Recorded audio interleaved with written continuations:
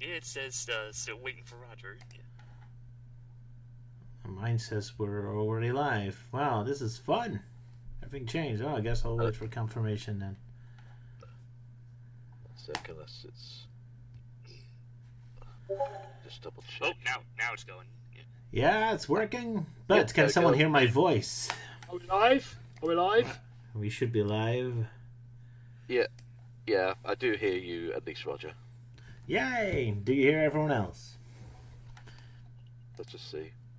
Unless Nobody talks. I can hear myself. At least I can confirm that. Yeah, I think we can all hear ourselves now. Hooray! We're alive, awake and alive, as Davu says. Hey, welcome back, everyone. Hello, boys and girls. Hello. 1 second. Yeah. Dissected Alive. There we go. Hello. Yeah, been a while. I've been to vacation in Japan for a couple of weeks, so now took it off, and after that we need some recovery time. But we're back. And we got a lot of video games to play, so I guess we're doing a video game talking stream today. Elise didn't have time to play video games because she has an actual life, so she's not here today, despite my little drawing on screen. So it's just us losers. Hooray! Yeah. Unfortunate for her. Is Sala here? I heard he had electricity problems. Still not on yet. I mean, he's. It says he's away, but that's probably because he's on his phone, demanding the electric company to give him power again. Right. So yeah, Sala is here in spirit, but not physically yet because American electricity. But hey, at least I got you guys. So thank you for being here. Yeah. So Roger, tell us all about your amazing adventures in Japan. Yeah, what can I say? Had a good time. I like mostly the vibes, just kind of walking around the tiny towns and just the streets. But the touristy stuff is too busy. And as a nerd, I was disappointed because Japan is really an obsession with what's relevant right now. So you get very little old stuff unless you go to very specific retro stores. But yeah, it was pretty good. Went to Nintendo Museum because Sylvia wanted there, and I mostly went there because I wanted to get more chance to get 3DS puzzle pieces, which I barely got. I picked up Miyamoto himself, but he didn't have any puzzle pieces for me, so screw that bastard. I would have thought someone like him would have had all the pieces. Yeah, you'd think so, but nope. But yeah, I went to Sega arcades, and then the Capcom arcade, and a Namco arcade, and none of them had Capcom or Sega or Namco games. They only had Mario Kart. Every arcade always had Mario Kart, which made me really, really hate Nintendo. Damn you, Nintendo! Very bitter. Yeah, I imagine.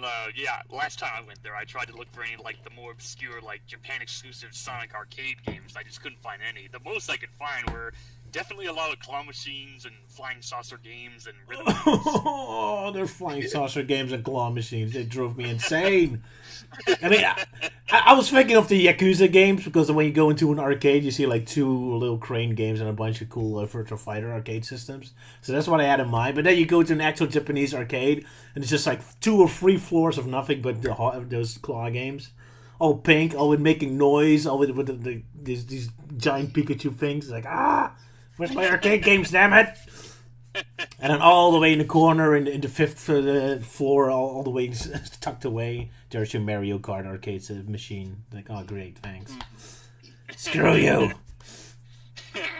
Well, hey, at least in Japan, they actually are a bit lenient with helping out with claw machines. If you're going at it for a while and you ask for help, and they'll help move it a bit. Yeah. Oh, that's cool.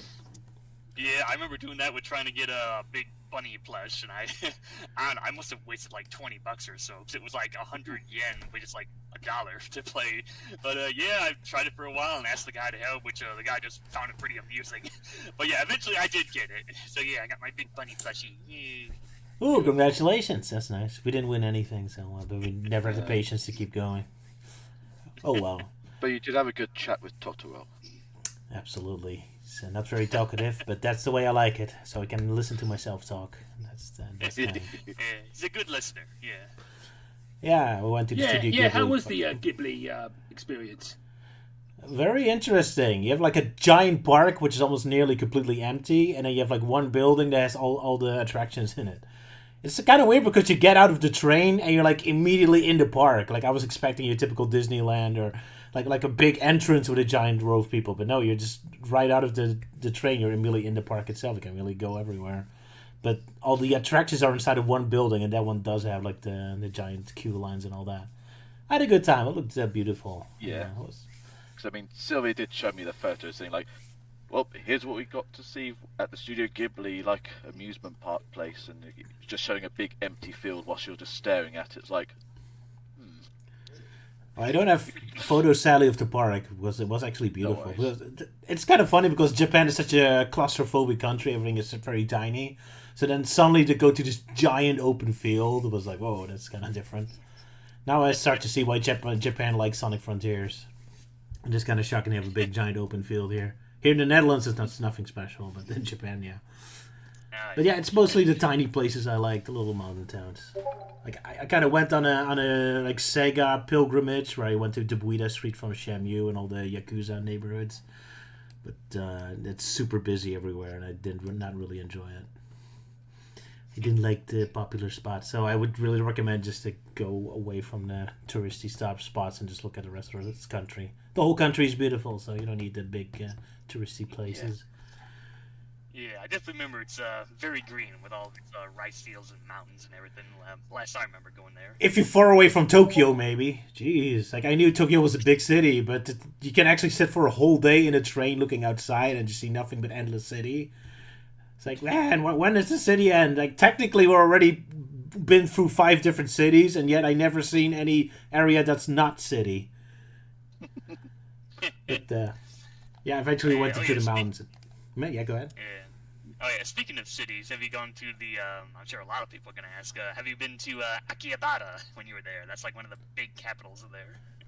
Yep, I definitely went there, and it's super busy. But yeah, that was pretty cool. In fact, our hotel was very close to it, so it's the only place I've actually been to multiple times, although usually very short visits. Wow. Like the first time I went there is mostly because I needed like a power outlet adapter, because we brought the wrong ones.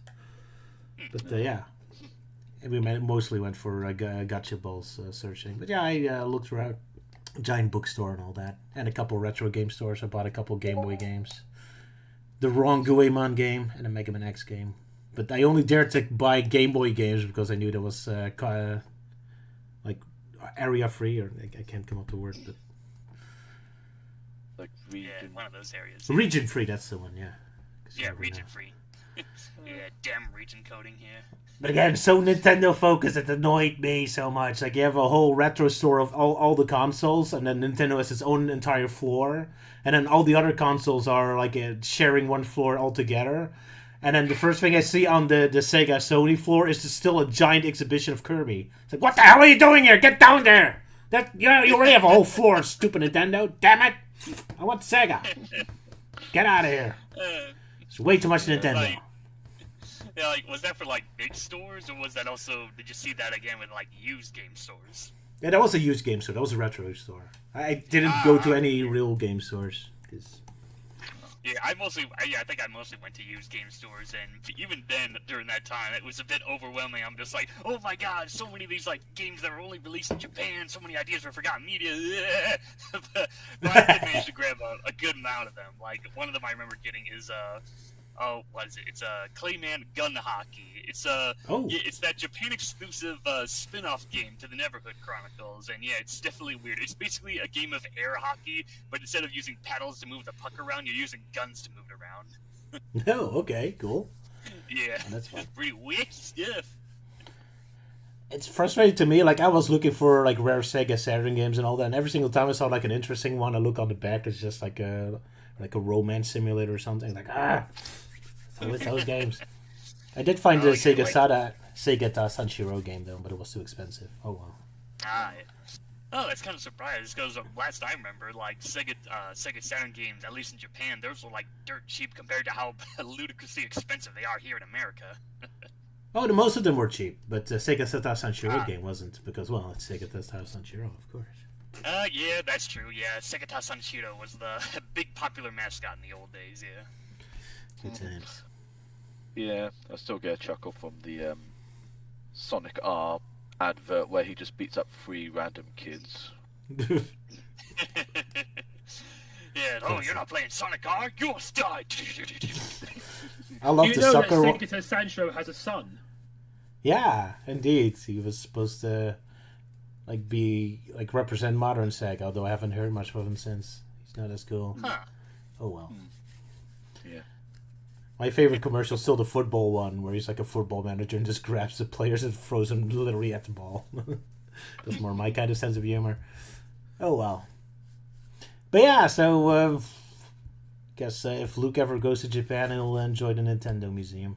Get to play Nintendo games on giant controllers, so that's fun. I also saw a photo where you went to this pirate ship that looks like something out of One Piece. That's true. We did have I don't have the picture right here, but we had a pirate ship tour as well. Yeah, that was fun. In the mountains, one of the wacky things we did. Been to a volcano. Can you tell us been like, to the mountains. your entire route that you went to in Japan? All the different towns you went to? I didn't prepare it. But, I could maybe check my. I got it on a website somewhere. What was it called again? Anyway, I went to the big cities: Tokyo, Kyoto, Osaka. I went to Nagoya. We went to Hiroshima. We went to the Mikeyami Island. I don't remember the tiny village we stayed at for a bit.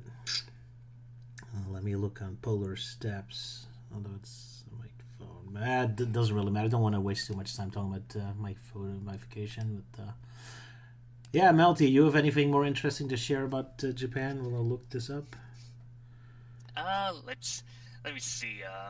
I could talk a little bit about when I climbed Mount Fuji, which is like one of the tallest mountains in the world. So we didn't climb all the way up to the top. Like we went to when climbing up the mountain, there's like certain rest stations that you can like rest a bit, or you can like stay the night there. So I think there's 9 total. I think we got about up to maybe 6 or 7, and even then like the pathway was becoming really uneven, and we decided like, yeah, I think we'd better go back. And the fun thing about it is that when we went down, we took a different route, and it kind of led to this old like hidden temple kind of thing. That was kind of cool. It's like, oh wow, like exploring like a forgotten relic of the past kind of deal. And yeah, so that was fun. They had climbing gear, staffs for like having marks on for which station that you're at, and oh yeah. And then I remember I was taking photos, and one of the guys running the stations was a pretty funny guy. He spoke very good English, and so he was just having a good time there. And I was taking pictures, and he kind of like popped in and was cracking a few jokes. And my sister was quite surprised about that, because at the time she was living there, and yeah, she was surprised on how jokey and sarcastic he was. Because I later found out Japan's not really known for sarcasm. They're a lot more straight over there. Yeah. Yeah, I know. So I need to know: was it snowing on Mount Fuji? Well, from the photos I took, from the top side, yeah, there was some snow. But when we were climbing it, no, it wasn't snowing. It was just clouds and pretty clear from what I remember. Yeah. All right, I wasn't on Mount Fuji. I did briefly see it while we were climbing a volcano, but I haven't seen much Fuji. So yeah, pretty adventurous of you. I didn't expect you to be a mountain climber. So you like hiking? Yeah, I think my parents were quite surprised, because they were kind of like older and having to take rests. And funny enough, we did get some of those like oxygen cans, because with the dense air coming out, but we ended up not using any of them. But yeah, they were more surprised how I was still keeping it intact. Like they pretty much said I was like a mountain goat or something. It's like, oh, you're tired? Like, oh no, I'm fine. Yeah, I don't mind the long climb. Get my leg day in. I'm surprised. My feet were swollen when I was on here, because it's constantly walking and standing and waiting, and you can never sit on a drain. Like you just walk and stand all day. So my feet were in constant pain during the whole vacation. Next time I'm gonna bring sandals so my toes are free. Yeah. Because I did not.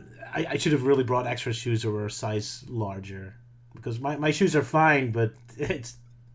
When my feet are normal, but when they're swollen and they were filled with blisters and all that, I did not have a good time in that regard. Oh well. So I was not in the mood to be climbing any mountains now, although I did do a lot of walking. But nothing epic.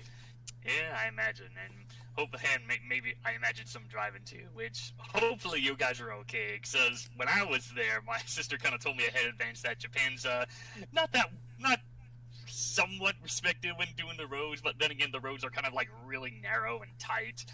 And I remember when we used Google Maps to use get from one place to another, they'd have the whole in a quarter mile turn right at the something avenue. Well, in Japan the notifications popped up, but it didn't bother saying the names. It was just in a quarter mile turn left, turn right, turn right, left. Yeah. That's not very useful. But yeah, we didn't drive at all because we don't have a driver's license for Dutch, so it was public transportation for us all the way.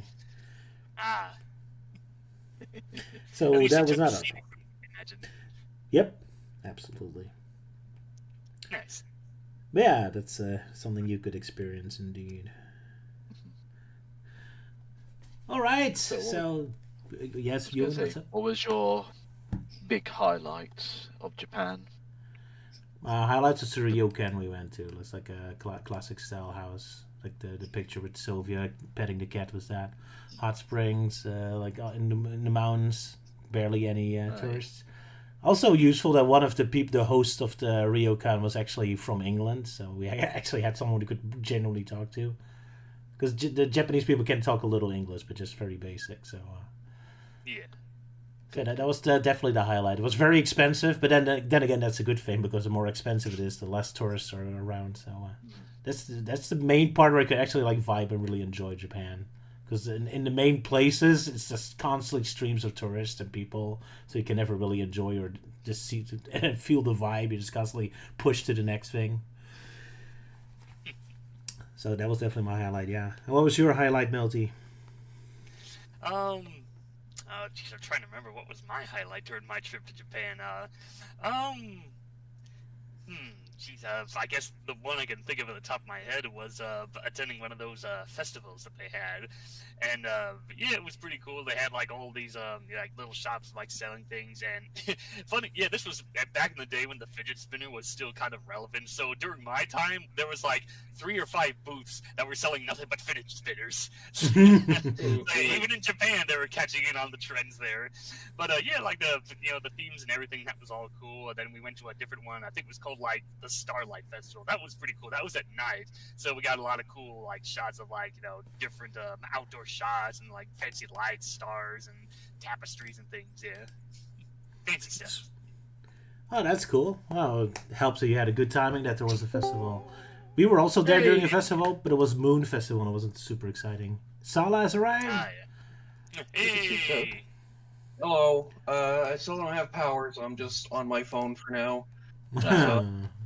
Ouch. I should explain the voice quality. Sorry to hear that. Hold on, let me play the clip for you. Greetings, friends. Thank you.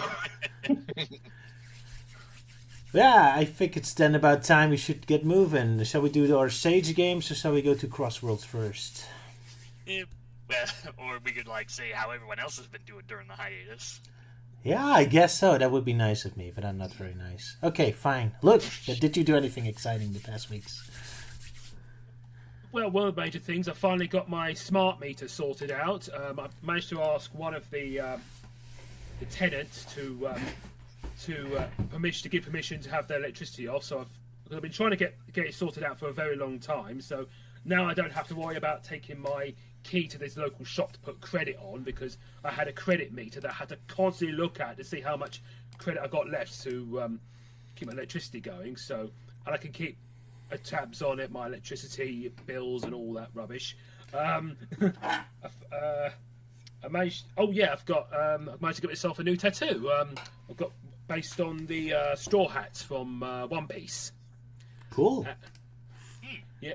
And also, I recently got myself one of the new Lego sets based on the Lego Game Boy, and it was about 50 odd quid, and it's very impressive. It's almost like the actual thing, which has all the different components and that, and you can also make little Game Boy cartridges based on Super Mario Land and the Link's Awakening that you can actually slot in, and you've got these little screens as well, which shows all the various games, and if you tilt it, you kind of got the blur effect you would actually get from the Game Boy.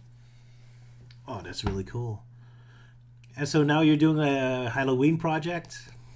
Oh, this is just little activity for people to do over the Halloween period. Because when I go on like Twitter and Blue Sky, I always see these various drawing challenges, like draw this in your style, or draw this but this or something. So I had this fun idea of drawing my Vampire Hunter OC character, Professor Van Helsok, holding up a lamp, and you could download it, and you could draw in the space. You could draw like something spooky or something scary lurking behind him.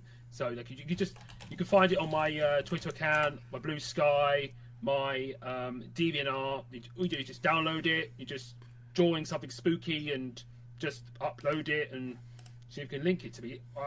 I mean, Sylvia just done one already, which just has Mr. Blobby lurking behind him. Oh yeah, I think I just saw that. Yeah, I mean, anyone regardless of skill can join. There's also no deadline, so yeah, go nuts. Draw yourself a Boris Johnson behind him. Why not? Yeah, I mean, like I wasn't sure about putting anything political or inappropriate in it, but no, nothing inappropriate. But yeah, you could probably Photoshop, your favourite politician there behind him. If I did, I'd probably just put a nosy bunk in the background. Yeah. Nosy Bonk, oh god, yeah. Yeah, nosy bunk. So, For not people, I don't know if I've got enough time to talk about him, but like basically years ago, me, Roger, and Zodi had this website called Kool-Aid, which is meant to be similar to that of that guy with the glasses, where we have our own videos and comics and that. And I had a small series on there called Surviving the Supernatural, where me, dressed as a vampire hunter that I called myself Van Helsok, would just give guides and walkthroughs on like how to combat certain creatures of the night and it was basically imagine Frank Drebin if he was a vampire hunter. And he dies at the end of every episode. Yeah. Pretty much. I mean, like, really, he would just probably attack like goth children thinking they were vampires, or he would get constantly kicked out of furry conventions because of the day wolves. Good times. But yeah, you've retired him since, for the most part. Yeah, well, I did retire him for a long time, and then in 2020, during lockdown, I had quite a lot of fun making my own videos. I decided to resurrect a project about vampires that I tried to film back in 2012, but I had trouble getting the footage off my camera, so I just shelved it. So I decided to go back to it and like redid the script and all that, and just brought him back, really. Pretty awesome, yeah. And he occasionally showed up in some of my projects, including one Sonic Roller Last Level. Yeah, you have free reign to use him, yeah. And one Monkey Fight Paperclip Show, yeah. So, oh, yeah, also, he has this tendency to recruit young girls to be a vampire slayer. Oh, my. He's got himself his posse. Well. All right, cool. Sala, are you doing anything other than cursing out the electricity company? Well, as a matter of fact, we just got an update that apparently the electricity will not be back for a few hours, so yay. Oh dear. More cursing. So I guess you have to do this by candlelight. I guess so, yep. But Hope your phone isn't a power. Yeah.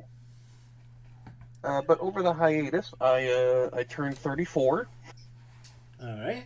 Yay. Round of applause. Well, either that, or should we have it as a... That feels more appropriate. No, don't, because I'm older, so it's even worse for me. Yeah. So you're 2 years older than me. Yep. I know I probably sound like I'm the youngest here, but I'm not. Yeah, I think Elise is the youngest in this group, Yeah. Yeah, I think she is. Yeah. But I did. I got the new Pokemon game for my birthday. So, as a pre-order, obviously, it just came out a few days ago. Ah, nice. Cool. But I've been enjoying that. I, of course, have a an a level 100 Alpha Vivione that has been carrying my team for most of the game so far. All right. Good. Good Yeah, to I'm hear. having fun with it. Nice. Nice. Nice. Oh, yeah. Nice. God's brother showing off Melty's time during hiatus in a nutshell. It's okay. I guess that's my turn to talk. Yeah, Melty So, Direct. yeah, I was definitely pretty busy during our time off. So one of the things I did was attend a convention that was roughly an hour away from my apartment, and I wanted to go there mostly because Billy West was one of the guests of honors. Like, oh, cool! I get to meet a non-MLP voice actor for the first time. So and I was kind of like, oh, if I go there, like, well, why don't I have him signed? And then I'm like, oh yeah, he used to voice Bugs Bunny for a while, so I'll have him sign Bugs as Time Busters. So I had him autograph it, and he was quite surprised seeing it. He's like, oh wow, like, is this an antique? And I was like, well, it still works. But it was surprised seeing it, and I was trying to look it up, and by coincidence, when I looked it up, the game was coming close to turning 25 years old, or 20, 25, So he went and signed it, and after he signed it, he did the Bugs voice, the whole like, ain't I a stinker? And I'm like, hey, yeah, you can still do the voice. Yeah, and then I got a photo there. So there was that, and then of course, gaming-wise, I was pretty busy playing Pac-Man World 2 Repack. And it's if you thought the first Repack was good, this one definitely does it a lot better. It definitely improves upon things. It mostly stays to the original level designs, but it isn't afraid to update things. So one example is the swimming levels, where back then it was all auto swimming. It was just you kept swimming forward, blah blah blah. But in this version, you can freely swim around, and it just feels so much better. And there's just a lot of stuff. There's even a lot of post-game stuff. Like after beating the main game, there's a second quest, and then there's a bonus boss battle. So it definitely gives my ranked seal of approval. It also has a Sonic level or something? Oh yeah, the Sonic collab. Yeah, that's coming out much later. It hasn't come out yet, but it'll come. Yeah. Oh, it's not out yet. All right. So it's not out yet. Yeah, and then new door, just a new door for my apartment, which happened right before we went live. So and then collecting Sonic X comics. So the story behind that is that I was in Michigan for a while visiting my parents and whatnot. But I decided to visit a comic store I used to go to very often. And originally I thought one of the IDW Sonic comics was coming out, but it turns out no, I got the dates mixed up. So okay, I'll just browse around a bit looking through all the stacks, and I got pretty lucky in finding a majority of the Sonic comics. Sonic X comics, and the whole thing was there was $10, $8, $12 a mixture. But either way, the whole thing came down to $300, which is might sound expensive, but then again, if you try looking this stuff up on eBay or Amazon, they go for 20 or 30, so that's 10 times that amount. So I got pretty lucky, which is one hell of a coincidence that I have almost the entire series after we just got done marathoning the comics. Alrighty. So it's almost complete. My mom's been helping out in finding the missing issues. So the only one I'm missing right now is, funny enough, the first issue. So that should be coming up in a few days. But soon I'll have all 40 issues. Then I can cover them on Forgotten Media one day, since it's now been 20 years after the Sonic X comics started. Best of luck with that then. Indeed. In that last issue.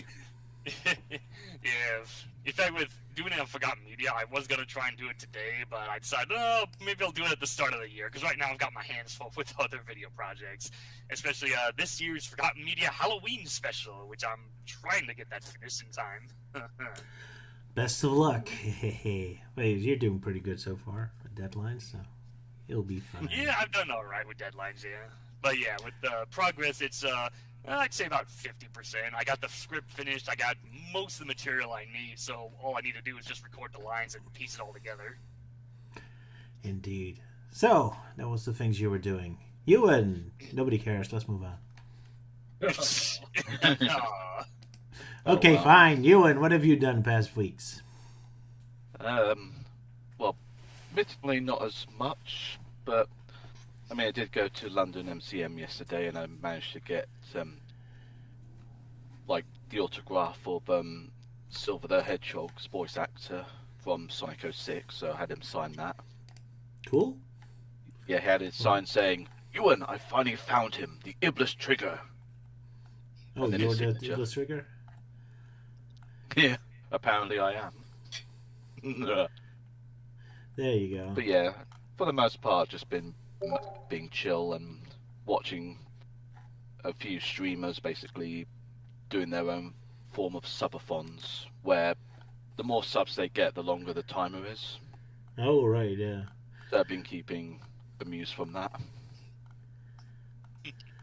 And also had been drawing a few pictures for them. Yeah, you've been mean, drawing a one of lot them- lately, did you? Yeah.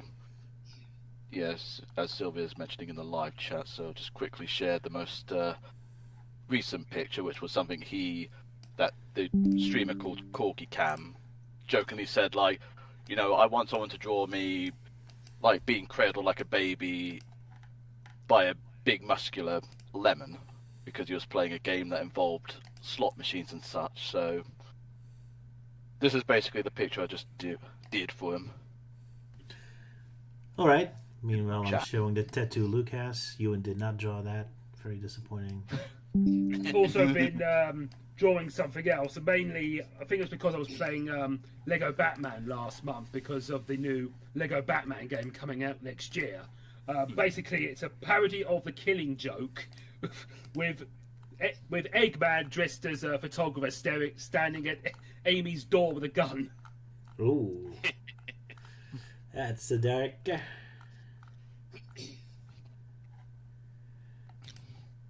But did you send that somewhere? I think it's in the art gallery. If you, Oh, I'm right. about to go. It's called The Killing Egg, but a show called it The Killing Yolk. The Killing Yoke is even better, yeah. Oh, yes, that one. Yeah, I tried to match the shading of I think Brian Bonland as closely as I could. Yeah, the shading's pretty awesome. Eggman should have that as an outfit. Cool hat. I approve. So, well done, you very artists. Everyone give Luca a round of applause. And Ewan as well. Why not? Yay. There you go. Your sad little applause.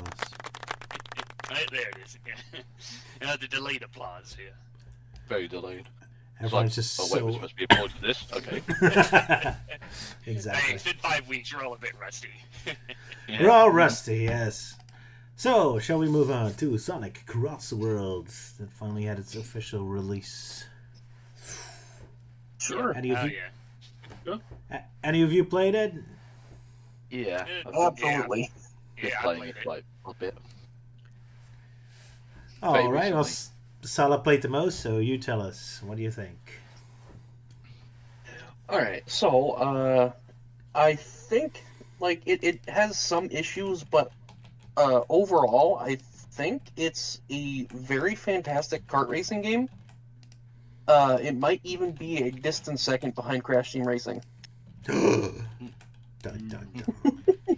Melty You also brain. got that new Kirby Riders game coming out. Oh yeah, that yeah. had a new Yeah. trailer, yeah. That I also thought looks it was pretty already good. out. But so far, we can only talk about this. Kirby is still yet to Yes. come out. Yeah. So for now, So, Sonic Crossworlds. one Out.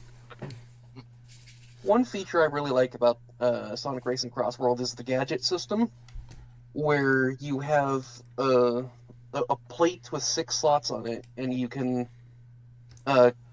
choose different gadgets that enhance your vehicle's behavior in the races. And this is a really cool way to like more customize your play style. Like you can have one that makes it so that you get defensive items more often, so that if you're out in front, you don't have to worry about like King Boom Boos more often. Or you can get one that just makes you a powerhouse, so you get a power type car and you just spin while drifting, so you can just bully all the other racers, and it's funny. Nice. I think this is a really cool feature for a kart racer game. All right, cool. I agree. So what do you think of the warping to other tracks stuff? I think it's really cool. It keeps things interesting. It's just you never know what you're going to be doing on lap 2. And true. I Especially with the I added think- frenzy. yeah, oh my god, Yeah, frenzies. frenzy mode. I just Frenzies don't can really, really throw a wrench in the works sometimes. I don't really understand Yeah, the whole especially- point of choosing though, because you only have 2 choices. One is a track you know, and the other track is like a surprise. So that's really just, do you want this track or something else? It's not much of a choice. Yeah, but it is something. Like, if one of the options is a track you are confident about, you can pick that one, or you can just roll the dice. Yeah. Yeah. Uh, I do like that there is one unlockable character in the game, so that's something you don't get in a lot of kart races anymore. Unlockables, yeah. Yeah. Yeah.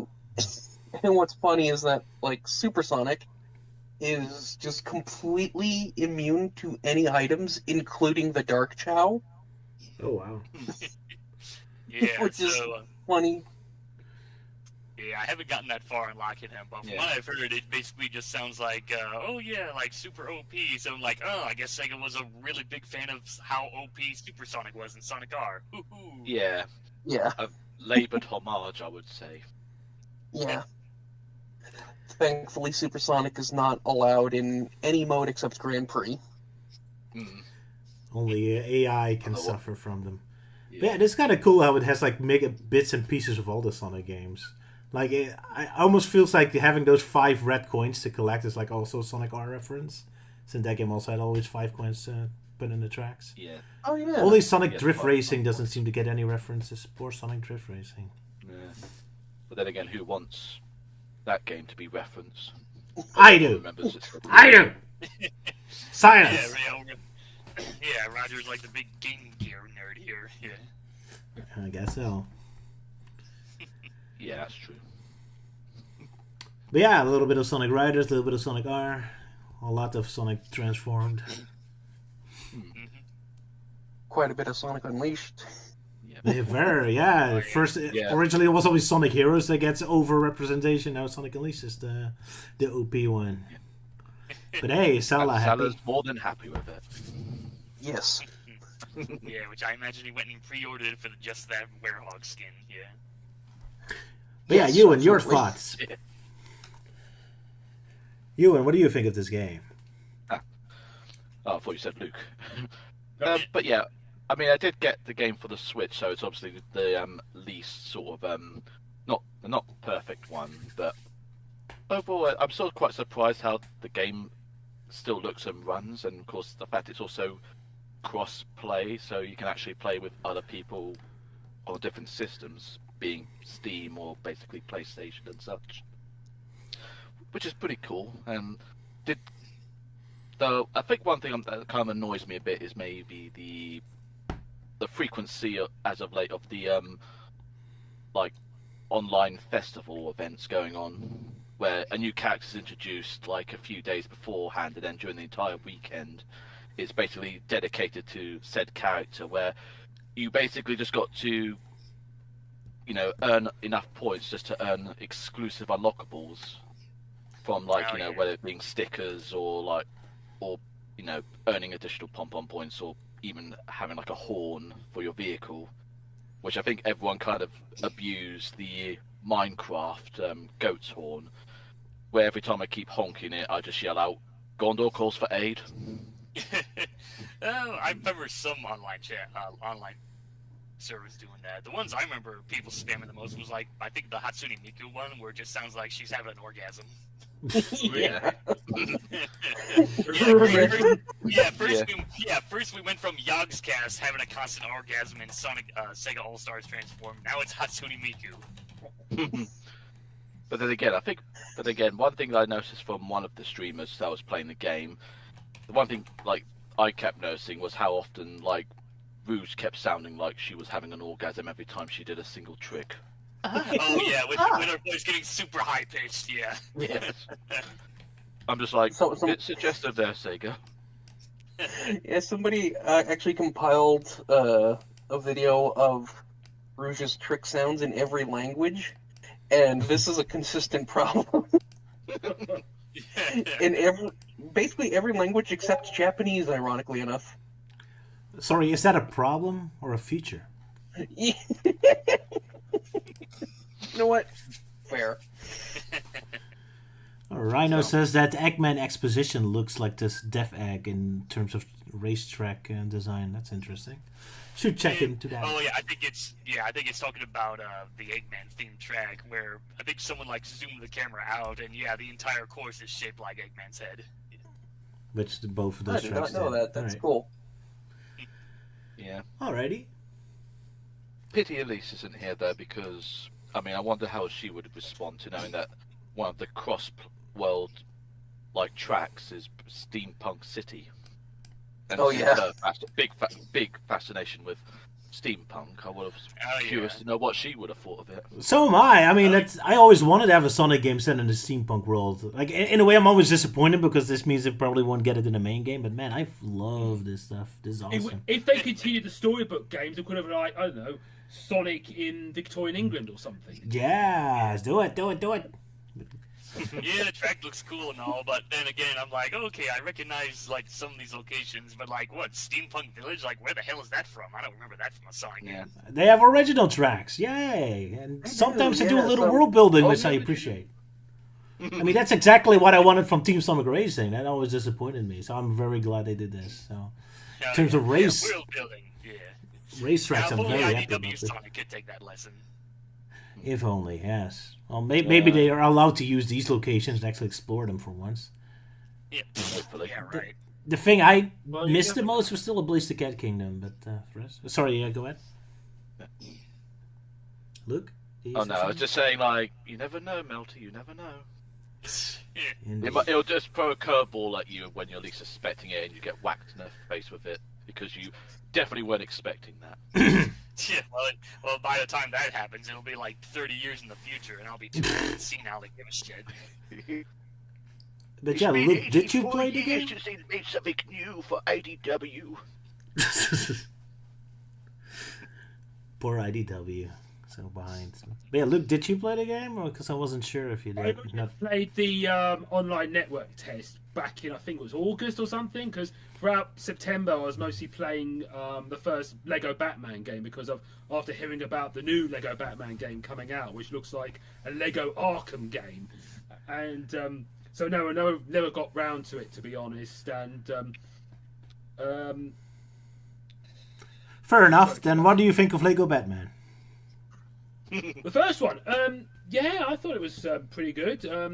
I mean, I don't think I picked that because the Lego games at the time were pretty much all the same.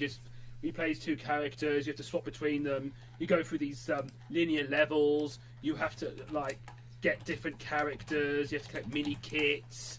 But I do like how you got like all the a campaign with Batman and Robin, getting all these different outfits, and then you got an entirely new campaign with all the villains, so you get to see the same levels but from different perspectives. And yeah, I quite liked. Also, you get like different. Because one is set in the Batcave, and then we're set in Arkham Asylum. There was one section I think which I thought was very awkward for me, which was I think it was like this like I think it was the zoo level where you have to like use this boat to go around collecting. Hit all these boys to collect a mini kit, but the controls were extremely awkward. So, but I managed to get it in the end. But yeah, I thought it was pretty good. I mean, the new one coming out looks bloody amazing. It's basically Lego, basically, as I said, an open world Lego game. It's basically the combat is like something out of the Arkham games, and has loads of references. At first, I thought it was gonna be like based on the Lego Batman movies, like the Dark Knight trilogy and the Batman. But actually, it's a whole tribute to Batman's entire history, because there's this. I saw this playthrough of Batman and Detective Gordon, obviously based on the Batman Jim Gordon, as they go through the chemical factory to stop the Red Hood, and it combines ideas from like the first Batman film and everything else. But and also it doesn't follow like the same traditions that you would get in other Legos. They're basically doing what they did with the Skywalker saga, where you can like do lots of things in this game, where you can actually feel like a Lego version of the Dark Knight. Yeah, so But good. going to Crossworlds, yeah, I think it's because also I wasn't sure what platform to get. I mean, you probably would get it on the Switch, but I'm still not sure yet. And also that I think the game itself. I mean, yeah, you got like going around, going to different levels and all that, but and also that it doesn't have much to go on as well. I mean, one of the big highlights I think was probably the rival system, where you can like race other racers and have a bit of a banter. I mean, it's pretty much like, oh, I'm going to beat you, Sonic, and Sonic goes, oh yeah, well, you smell. The writing is slightly better than that, but yeah. Oh yes. That's what it would have been in the Pontef era. Like, hey, man, you're ugly. Yeah, your mustache is stupid. Hey, guess what? I did your mom.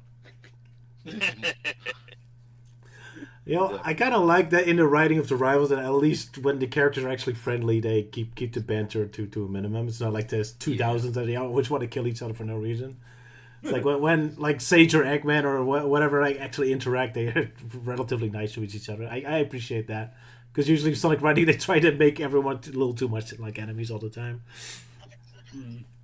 So I kind of like that. treat Big like an actual sort of threat. Yeah. But also, like, you know, very friendly, even like having moments with other cats. Like, how good you are fishing? I don't know. I haven't tried it before. Let's finish this race in which we can do some fishing. And Cream the Rabbit, there's always this slight feeling of that she's manipulating them. Like, she's all like friendly and nice on the surface, but you always feel like I think she's manipulating people a little bit there. I mean, I happen to get her together with Vector, which is like a great combination. Like, yes. So she gets constantly like, oh, if you're nice to me, maybe you talk to my mom for you. Like, well, Yeah, she's definitely manipulating Vector, and she's also manipulating Storm for sure. Yeah, in my honest opinion, I don't think it's like on the same level as Sonic and Sega All Stars Racing, but I would say it does look much better than Team Sonic Racing. Yeah. Yeah, in terms of gameplay, I kind of prefer the older ones. Yeah, this feels a little too stiff for me. Like the other feel more looser, but that's me. Also, I have one complaint about the racetracks in terms of gameplay. Like, I feel like all the tracks kind of feel the same. Like, they're all rainbow roads. Like when you talk about Mario Kart 64, for example, like I feel like in terms of gameplay, each track feels slightly different. You have big, chunky beginner's tracks that have a simple layout, or you have a track where you just dodge vehicles, or you have like a Bowser's Castle where there's like booby traps in rooms. Here with Sonic, it feels like all the tracks have the exact same style of design. You know, like there's no unique gimmicks or unique level concepts. Like, Yeah, I mean, think that was for me as well. Yeah. In terms of aesthetics, of course, there's a lot of difference, but not in terms of gameplay. Yeah. So all the racetrack kind of melt together.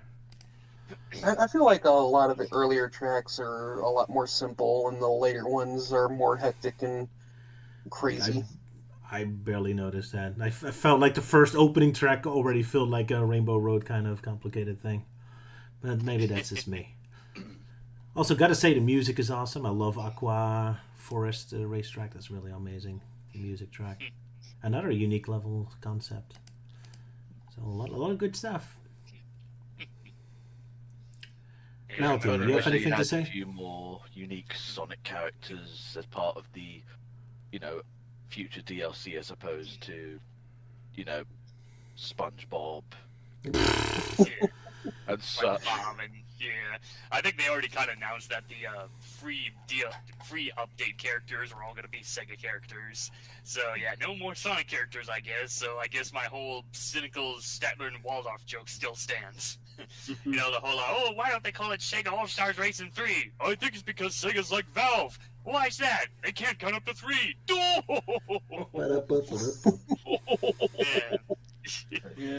But yeah, I played the game. don't have much to say. It's like, yeah, it's fine. You know, some interesting customizations. I wish they went a little more. But yeah, and especially like customization. Like, okay, you know, cars there's kind of limited, but okay, there's some customization thing. And yeah, the special events I really don't give a shit. It's like, sure, characters are neat, but like decals and stuff. Yeah, I really don't care. Like, and then horns. Like, oh, still don't give a shit. Like, seriously, why the hell are they so insistent about change the horn? You know, the useless thing you can do in games that no one remembers in playing in racing games. Like seriously, why the fuck is that a big thing in this game? Is that just some kind of generational thing that where all the kids are like, oh boy, I hope this racing game has a horn to honk, or yeah, I don't know. I just don't get what's the deal with these horns and why the hell they're so damn expensive. That's the thing that shocked me. They're the most expensive of them all. Like, huh? Oh well. Yeah, like who the fuck buys a racing game just to honk the horn? Seriously, A very horny person. Hold on 1 second. Applause for Luke. Yes, there we go. But game was fine. Like rival fights, like I honestly don't remember much of them. I think it's just mostly because I'm so fed up with all this tell don't show bullshit that has been plagiarizing the series. Well, yeah, plaguing the series since 2010. It's like, I want some visuals, I want some proof. You know, actions speak louder than words, which is clearly a foreign language to Sega. But whatever. I don't know. I think it's just my.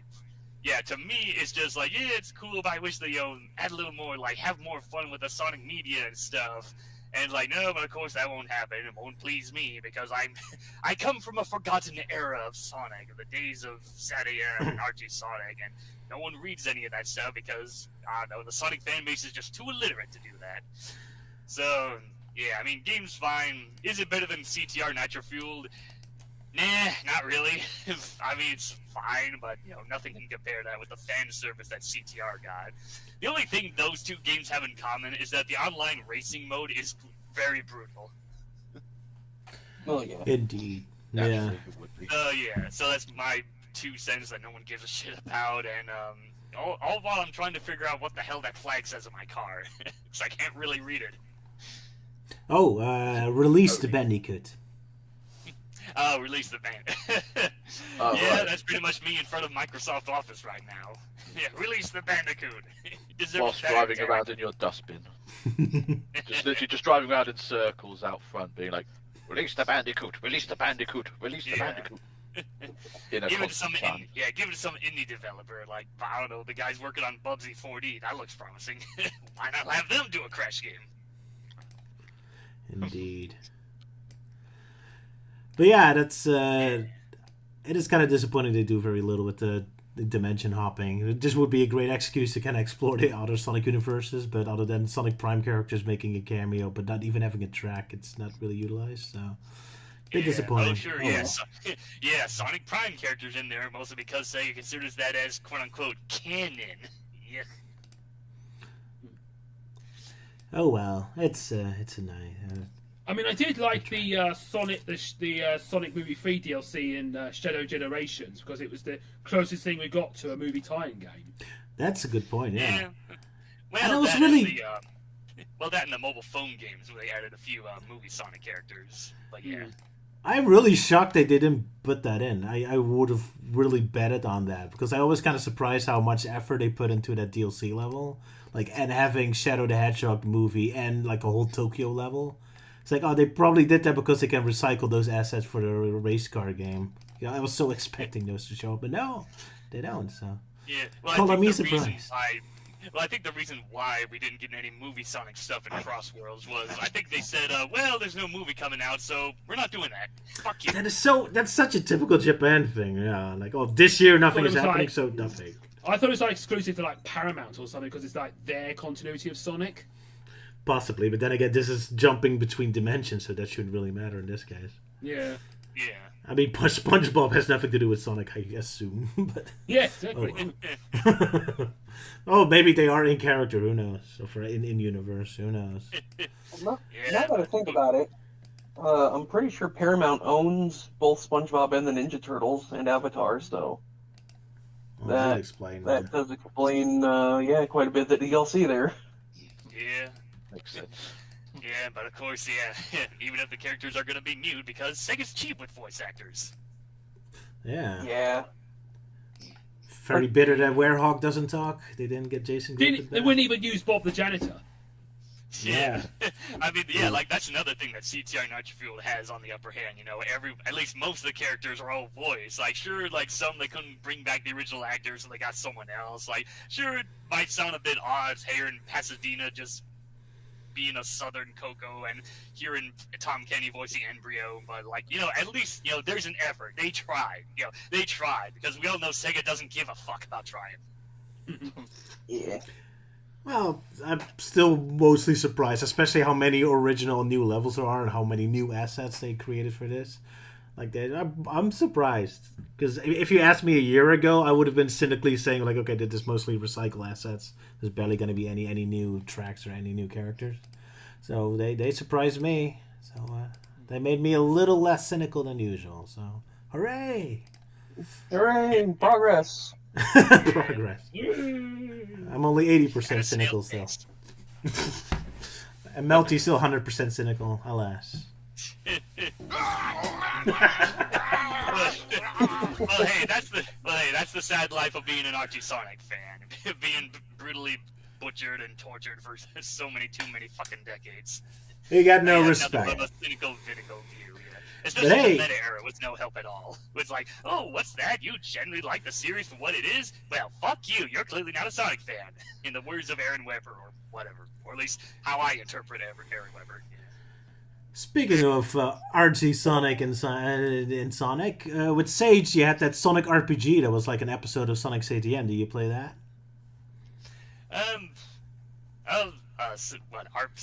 Wait, what? It was a. Are you talking about? We're moving on to Talking about Sage that one? 2025. Yay! No, wait. Like, are you talking about that one game that was like based on Return to Angel Island? Because I played that last year. I didn't see Return this year. No. There's like an RPG made in RPG Maker that plays like a Sonic's ATM episode, and apparently they've been sending one episode every Sage since 2020. So there's like 5 episodes now. This episode was about Tails going to. I was just kind of curious about it because that feels right up your alley. That's like an actual Sonic game. Well, not in the Archie universe, but at least in the ATM universe, which is at least a very close companion. Well, this is the first time I'm hearing this. No, I didn't prepare yeah, screenshots because nobody talked about it. But. Yeah, I mean, with you, yes, saying that it was right up your alley. It's like, oh, really? Like, I was surprised. I thought you would be playing like that Jazz Jackrabbit 3 recreation game.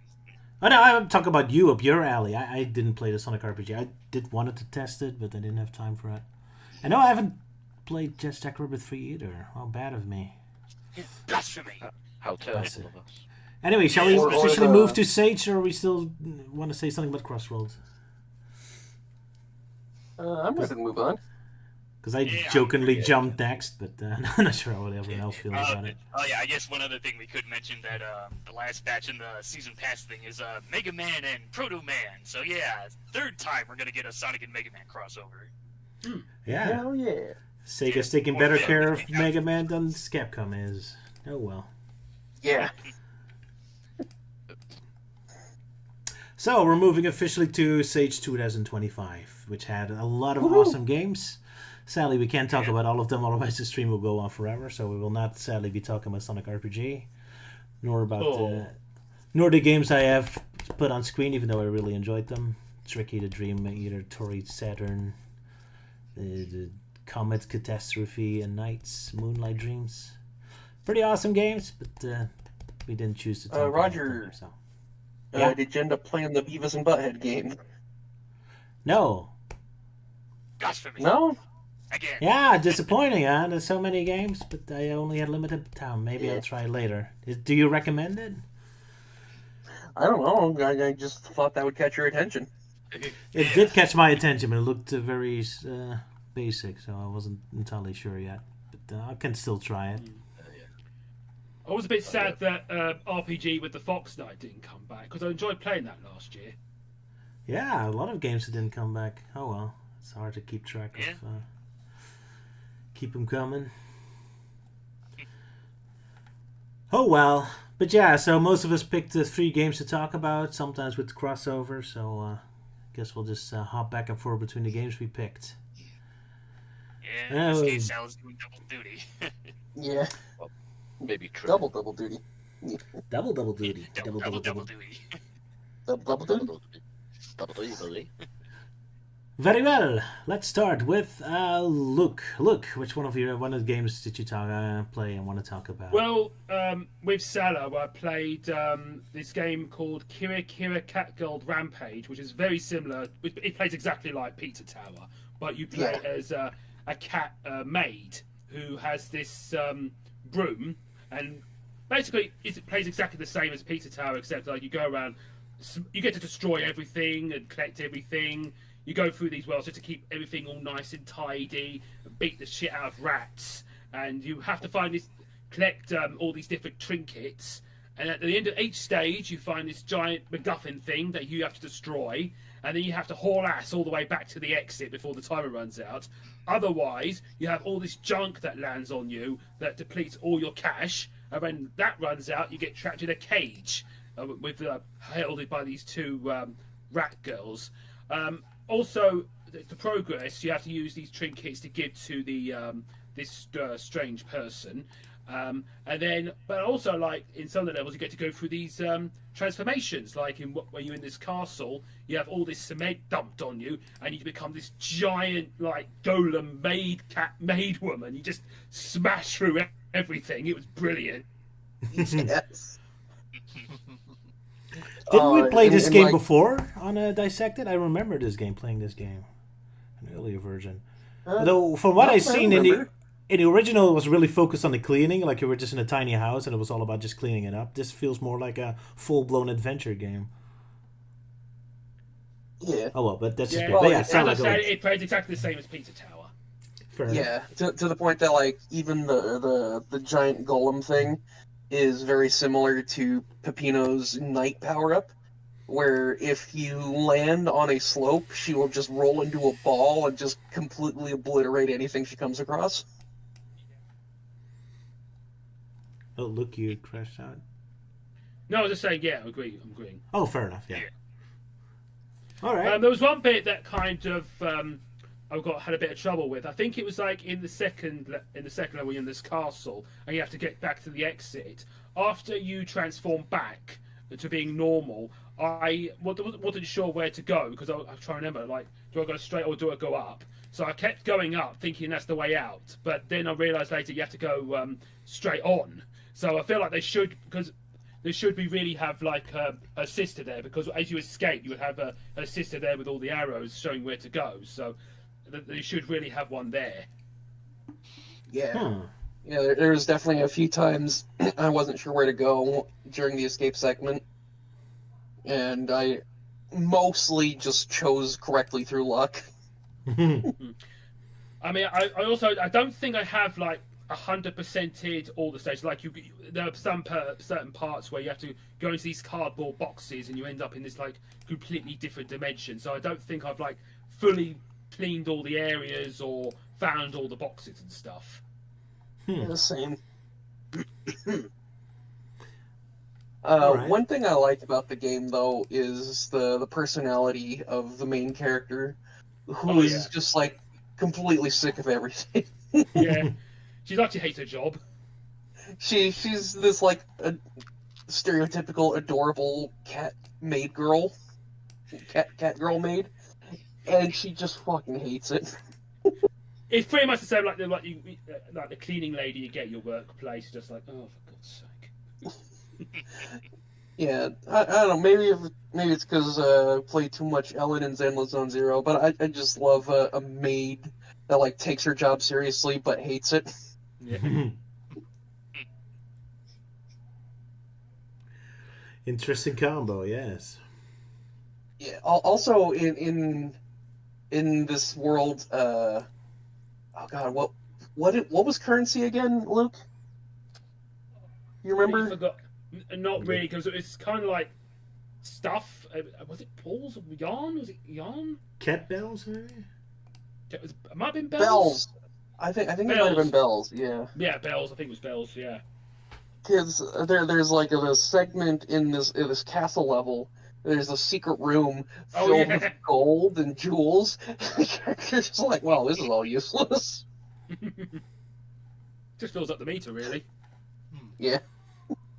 And also you got this level where you get to go to this town. You get to it's not exactly all fleshed out there, but you get to see these shopkeepers that you can exchange bells for. And I think I remember getting an ability or buying something, and I think I tried to buy it again, and the shopkeeper's like, "Wait, why are you doing that? You already got it." Oh, that's nice detail. All right. That's nice of the game. They don't let you waste your money. But yeah, this game is total blast. If you like Pizza Tower, you'll love this, and I can't wait to see more from it. I like it more than Pizza Tower, if only just because you actually have outdoor areas. Like a game like Pizza Tower, fun as it is, it kind of makes you feel claustrophobic because you're constantly stuck in the tower. And here I see forests, like the outside. Well, there's outside segments in Pizza Tower. Yeah. Oh really? Oh, I guess I missed Yeah, that. there was a few. Yeah. Well, it just goes to show how much I played that game. Oh well, sorry everyone. I said. Your fault, Euan. As a punishment, tell us what your game you played. What game you played, sorry. Well, I suppose since we're still talking with Sala joining in, I might as well bring up Advent Neon. That was the one demo I decided to play because it was kind of like a last minute sort of game that I decided to go for because some of the other games weren't working properly for me. Or I just had zero idea on how exactly to make them and such. Yeah, bad luck with that. Sorry about that. Sorry to hear about that. Not that it's my fault, but yeah, Advent Neon. Tell us about it. It's been there also since 2020, so it's been returning a lot of time. So has it improved anyway? Well, because it's hard for me to say really because this is the first time I've actually given it a play.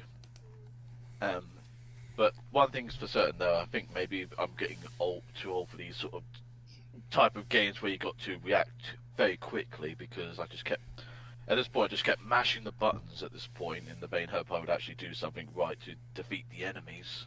Because like zip, zip, zip, zip, zip, but I just kept getting hit at times. It's like poor timing, I would say. Yeah, this is definitely one of those games where memorization of levels and enemy patterns really helps. And so, like, it encourages multiple playthroughs of the same level, which is something I really love with modern Sonic games. And, you know, classic Sonic games as well, but I think modern Sonic games do it better. Anyway. So, yeah, I've always loved Advent Neon. I, of course, have the full game. I've been playing it. I enjoy it. It's absolutely fantastic. Made by one guy. He should be absolutely proud of himself. It's a great game.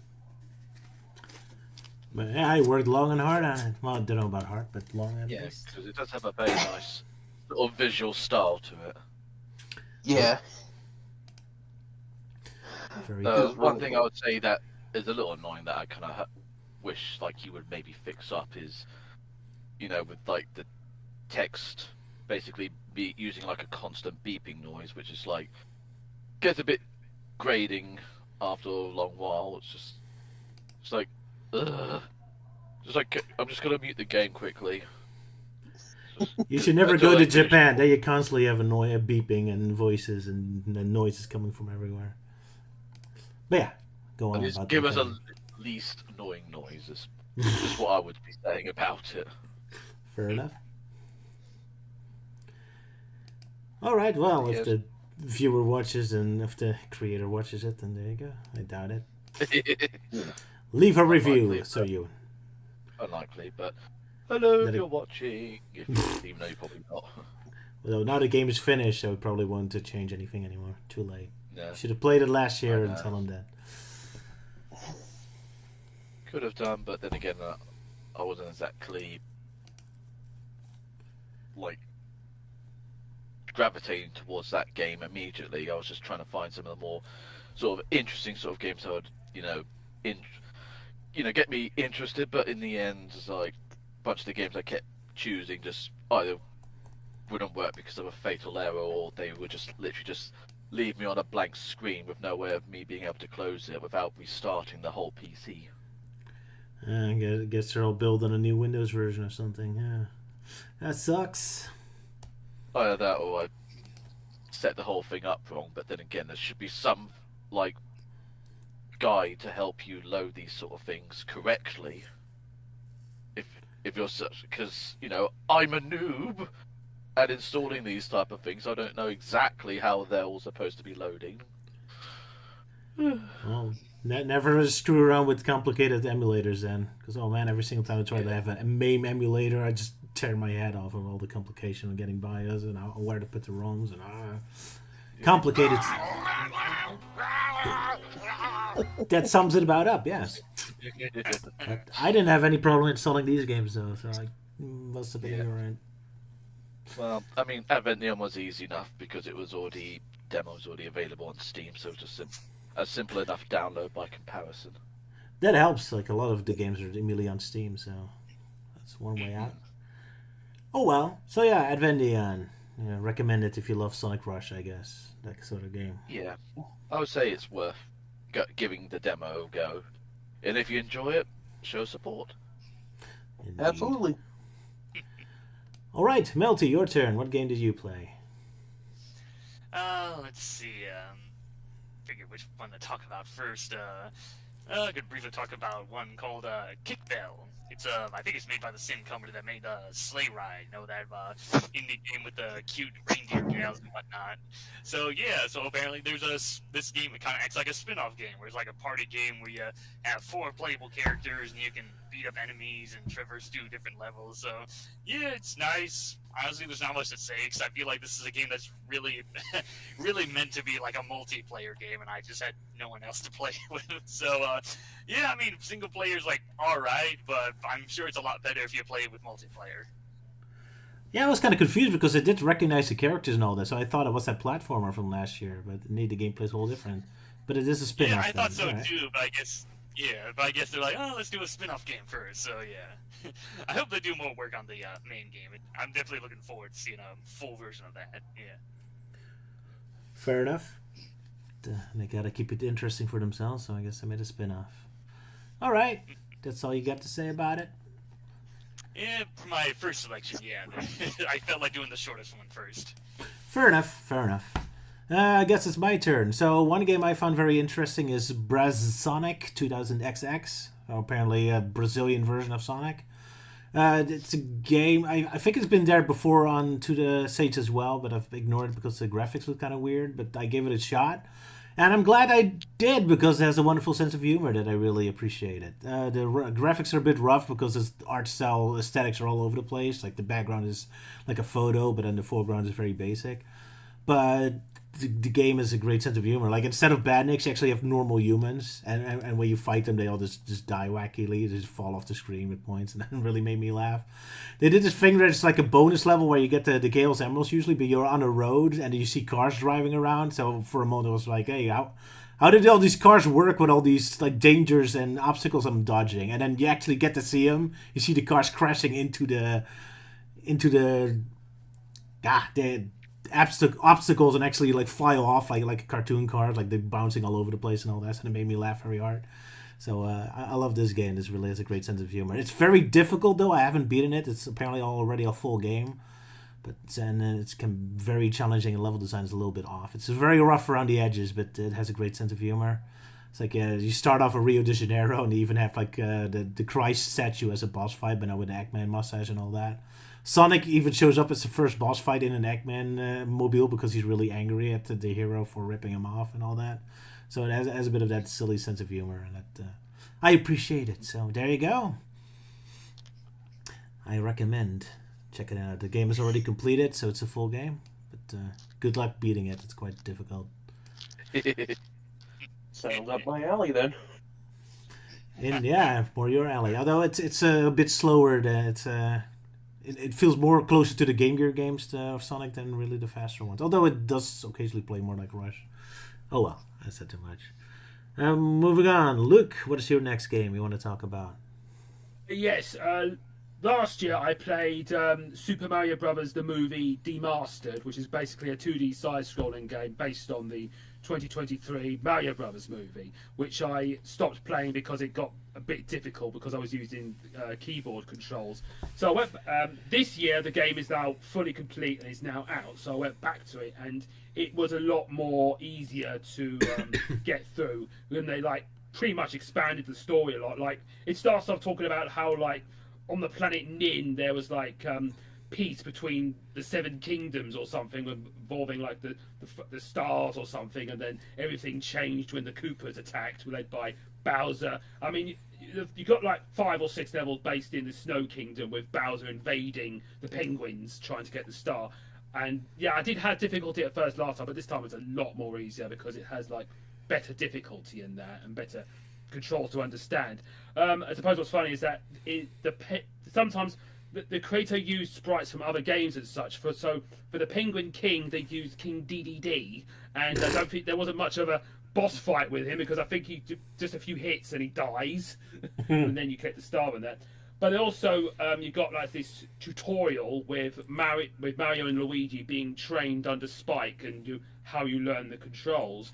I suppose what's interesting is that Mario, because you get to switch between Bowser, Mario, and Luigi, and you have like 2 hit points, and you get there's not much variety in like the power-ups or something. So all the mushrooms, instead of like changing from Tiny Mario to Big Mario, all it does, it just restores your health or something.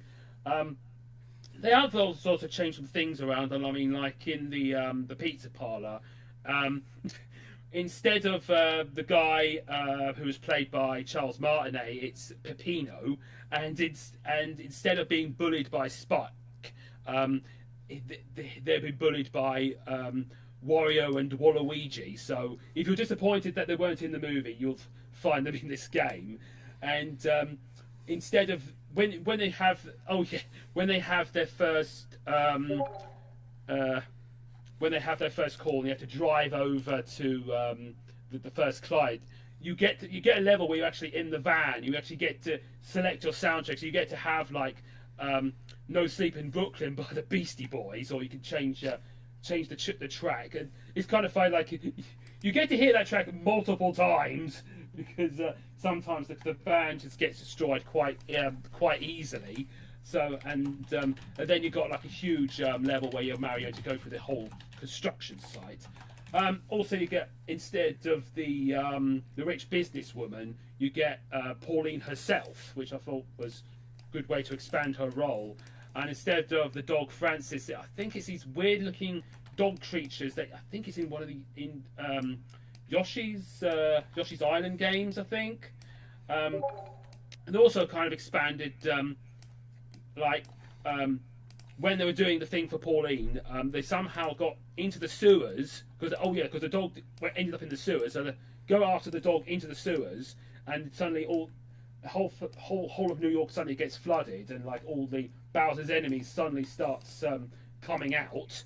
And when you get the scene with Mario being chastised by his dad, I think they used sprites from the Earthbound games, I think. And what's interesting is you get a level where you play as Luigi, and instead of like having him comfort Mario in his bedroom, Mario just runs away. So Luigi has to go after him, and he finds him on the construction site.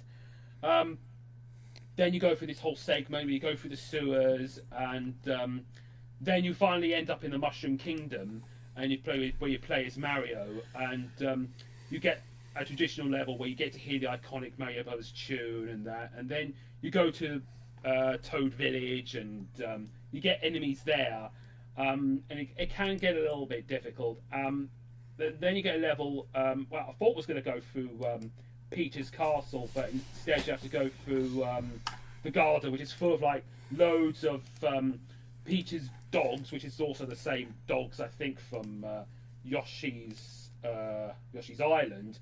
And I think that was when I gave up because it got the platforming was very, very stiff.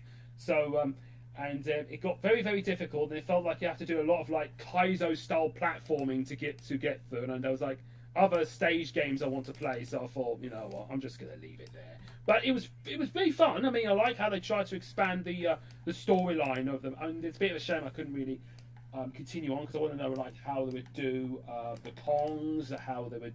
Maybe it'd be brilliant if there was a stage where you get to play as Peach and you get to use ice powers against the enemies like during the wedding scene. But yeah, I mean the creator did a pretty good job on this game. All right, great praise. Let's hope Nintendo doesn't delete it from the internet. But yeah, it looks kind of fun. So glad you enjoyed it. Yeah. All right, who's up next? Sala again. Sala, you got any other games? Yeah. So, I've talked about this one probably 3 or 4 times now, but I, of course, gravitated towards Sonic Battle Rush, which is a very solid fighting game using sprites from Sonic Battle, and it includes certain features from Sonic Battle. Like, for example, there are launcher moves, as there are in a lot of fighting games, but if you were to perform the actual character's basic attack combo from Sonic Battle, the launcher will act even more powerfully. So cool. you can like launch them up for a massive air combo or send them flying against the wall for a wall bounce.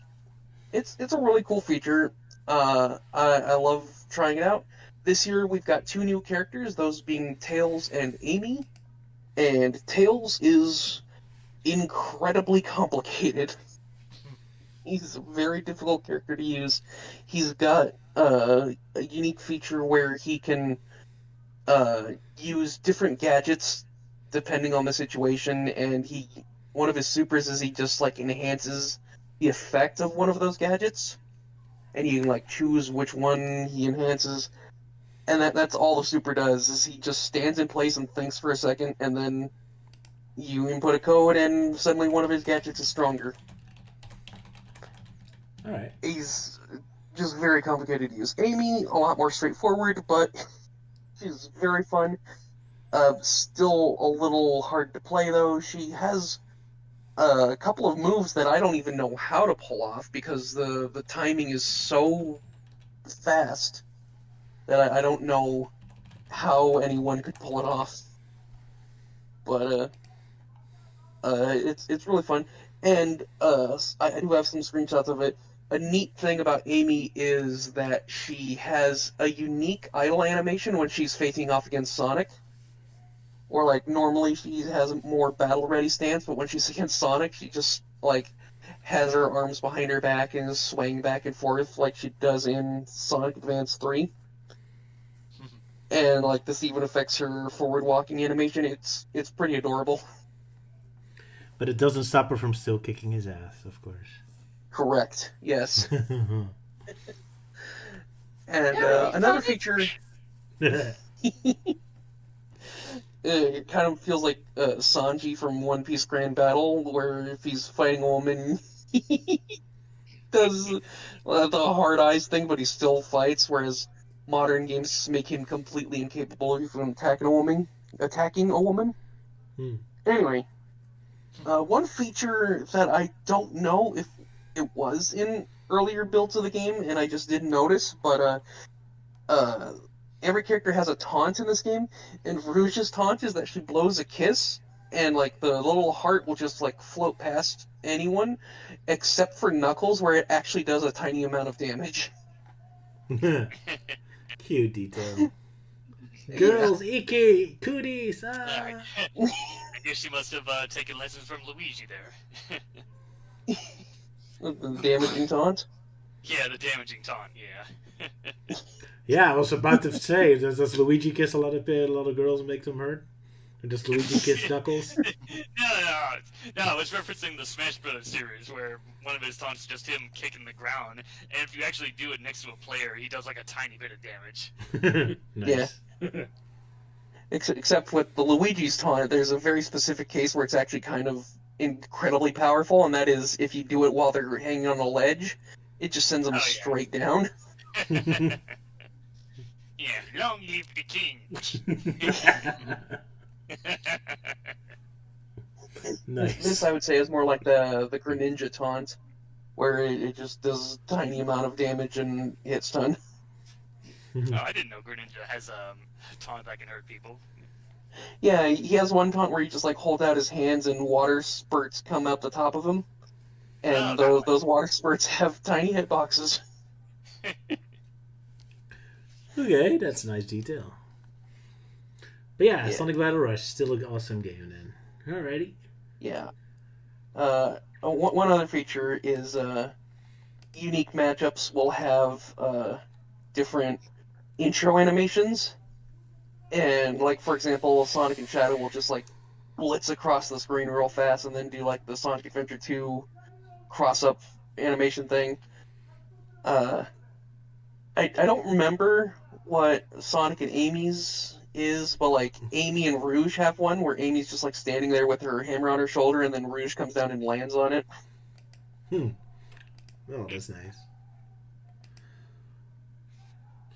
Yeah, it's a really cool game. It's got a lot of fun details like that, and it's a pretty solid fighting game. So I, as always, do recommend it.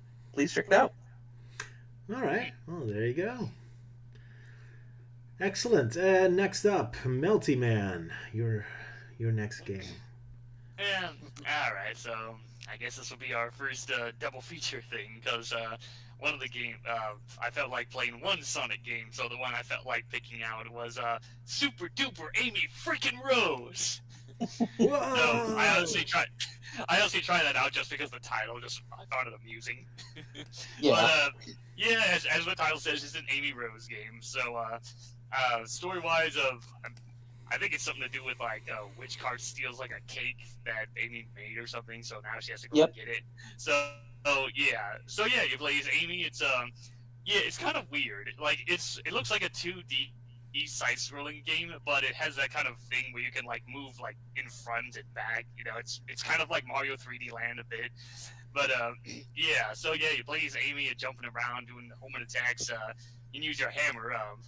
Yeah, I think there's like three. There's like a standard hammer attack. There's a spin attack from like dashing, and then then there's a hammer jump, which is kind of awkward to pull it off. Like she kind of like it's a run and then you hit it to jump, but the way it does it is that you run, you suddenly stop, then now you're suddenly jumping. So it's a bit awkward. But yeah, and then you get to fight Witch Card at the end, which looks very similar to that one final boss in one of the Wario Land games. But yeah, honestly, I'm kind of mixed about it. It's like, yeah, nice concept and all, but the whole weird pseudo 2.5D thing, I guess, is just kind of weird. And there are definitely been a lot of times where I like fall to my death, or like it kind of screws up where I'm landing. But yeah, it's an interesting game. Could use some work. Yeah. I thought it's really cool. If it's kind of like difficult, very challenging in a way. It feels like one of those games where like if you get the hang of it, it would be an absolute blast to play. I just didn't have the time to master any of the levels, but I do kind of want to go back and try them again because I feel like a speedrun of this game would look incredible. The mechanics of the game really lend themselves well to speedrunning, and yeah, it's just fun to play this game as Amy Rose, where she's just kind of busted. Like she's, if I'm not mistaken, she's like unkillable unless you fall off a cliff. Like Yeah, enemies like, can't kill her. Yeah, like you collect rings, but you don't lose any if you get hit. Yeah. So it's kind of fun that she's just like really mad that Wendy Witchcart stole her cake, and that just makes her overpowered. Yeah, I think that was another thing I kind of had an issue with, where the controls just kind of felt a bit slippery with moving Amy around. I don't know if it's just slippery or that she moves too fast, or yeah. She's definitely a little floaty when running around. It's kind of hard to be precise with your movements, but like again, like I feel like that could really be way to describe classic Sonic games as well. So Ooh, again, wow, you're on this a is classic something that Sonic really lines bashing it. spree. Ooh, no, I don't think that's a bad thing. Right. It's just I don't think it's necessarily a bad thing because like once you've mastered a level, the floatiness doesn't matter because Fair you enough. just like go at full speed anyway. Fair enough. And I think that's a real strength of this game is that it once you're in a groove, it feels great. Yeah. I like how you chain attacks and jumps though, and also I wish it was a bit longer because I do feel it was a bit short. Yeah, yeah. There's only yeah. like a few levels and Yeah, one like boss at the end. yeah, like 4 or 5 levels and a boss. Yeah. Oh well.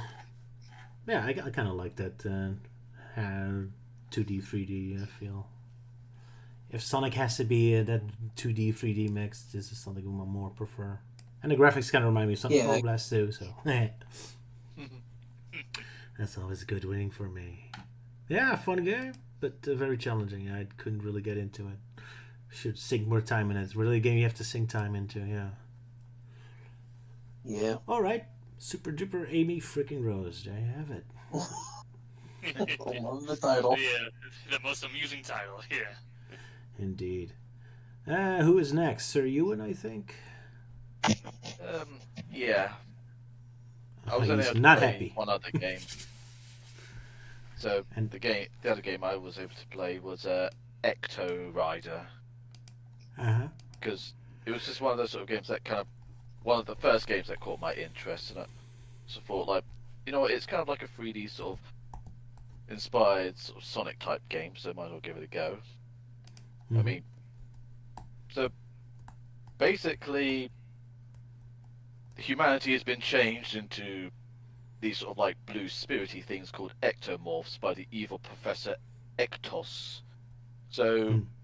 and he basically just turned everyone in like the convention hall into sort of these ectomorphs, started sucking them into the machines. But one of the ectomorphs manages to grab a magnet in trying to avoid getting sucked in, but because of that magnet, it's basically being sucked in with the character, caused the machine to overload and explode all the ectomorphs all over the place, and yet ended up transforming you into a cat. And basically, you just got to wander around like these 3D sort of like areas to get to the end goal, collecting as many as you can, and just trying to get to the end. Wow, As almost best like you a video can. game. Yes, like every other video game. Well, that's a good thing. But yeah, but it just has that like two different sort of styles going on, because you got your sort of like standard type of almost slow moving platforming, where you use the magnet to grab these robots and use them to either double jump or launch at other enemies to destroy them. Can also be used to help give you momentum just to get across those larger gaps. And partway through the game, partway through the demo, or at least on the second level, there's like a small sort of like on-rail segment where basically you're clinging on for dear life with a chain and doing a bit of surfing whilst trying to avoid everything. So I kind of almost got a mild bit of like Sonic Rush Adventures in a way, but minus the the shooting bits of it, Cool. in terms of like using the boats. I like that. And then the third level, you'd end up getting these like roller skates, which you could swap out with any time you want to, and the moment you put them on, it basically starts turning into sort of like a Sonic game. But there was like a brief moment where like you end up in sort of like this area full of like ramp or sort of like half pipes and such, and then it says, find the words to spell skate, open the door, and I thought, oh, is this going to become Tony Hawk? But it didn't not, I would say inspired is the best way of describing it, because it's not like a full-on sort of Tony Hawk style game, because you can't do sort of the fancy tricks and such. Hmm. But it does kind of help in terms of like with some of the other sort of like obstacles along the way, because there's like the half pipe, so you have to make sure you're at the correct angle, but also you have to make sure you're actually facing towards, you know, like you're going to go on the ramp, because if you're facing anywhere else, then you basically just slow right down. But if you're the right angle, then you'll be like keeping up the momentum. Sounds like a pain, but okay, cool. Yeah, but I mean, I enjoyed it. Just the only major issue I think was just because I was rushing it, the game a bit, so I was getting the controls a bit mixed up, because moments I kept having the robot and I was going to use it to double jump, I would end up accidentally launching it and I'll just splash into the water or the magma below. So I had to keep reminding myself, no, just push A, don't let go of the trigger and then click it again. You got to double tap A. Yeah, that's the problem of playing all these games so quickly in quick succession, and you know, your brain keeps messing up all the controls. Like, I played 20 different games. Yeah. All the control schemes are mixing up between in my head. Can't keep track anymore. Yeah, that's definitely a challenge. Oh well. Well, yeah, the game looks fun. Yeah, I mean, one gripe I have is like I haven't really been getting much in the way of like sounds coming from the cutscenes, so I'm not sure if it's either an issue with me or basically those haven't been implemented in the demo.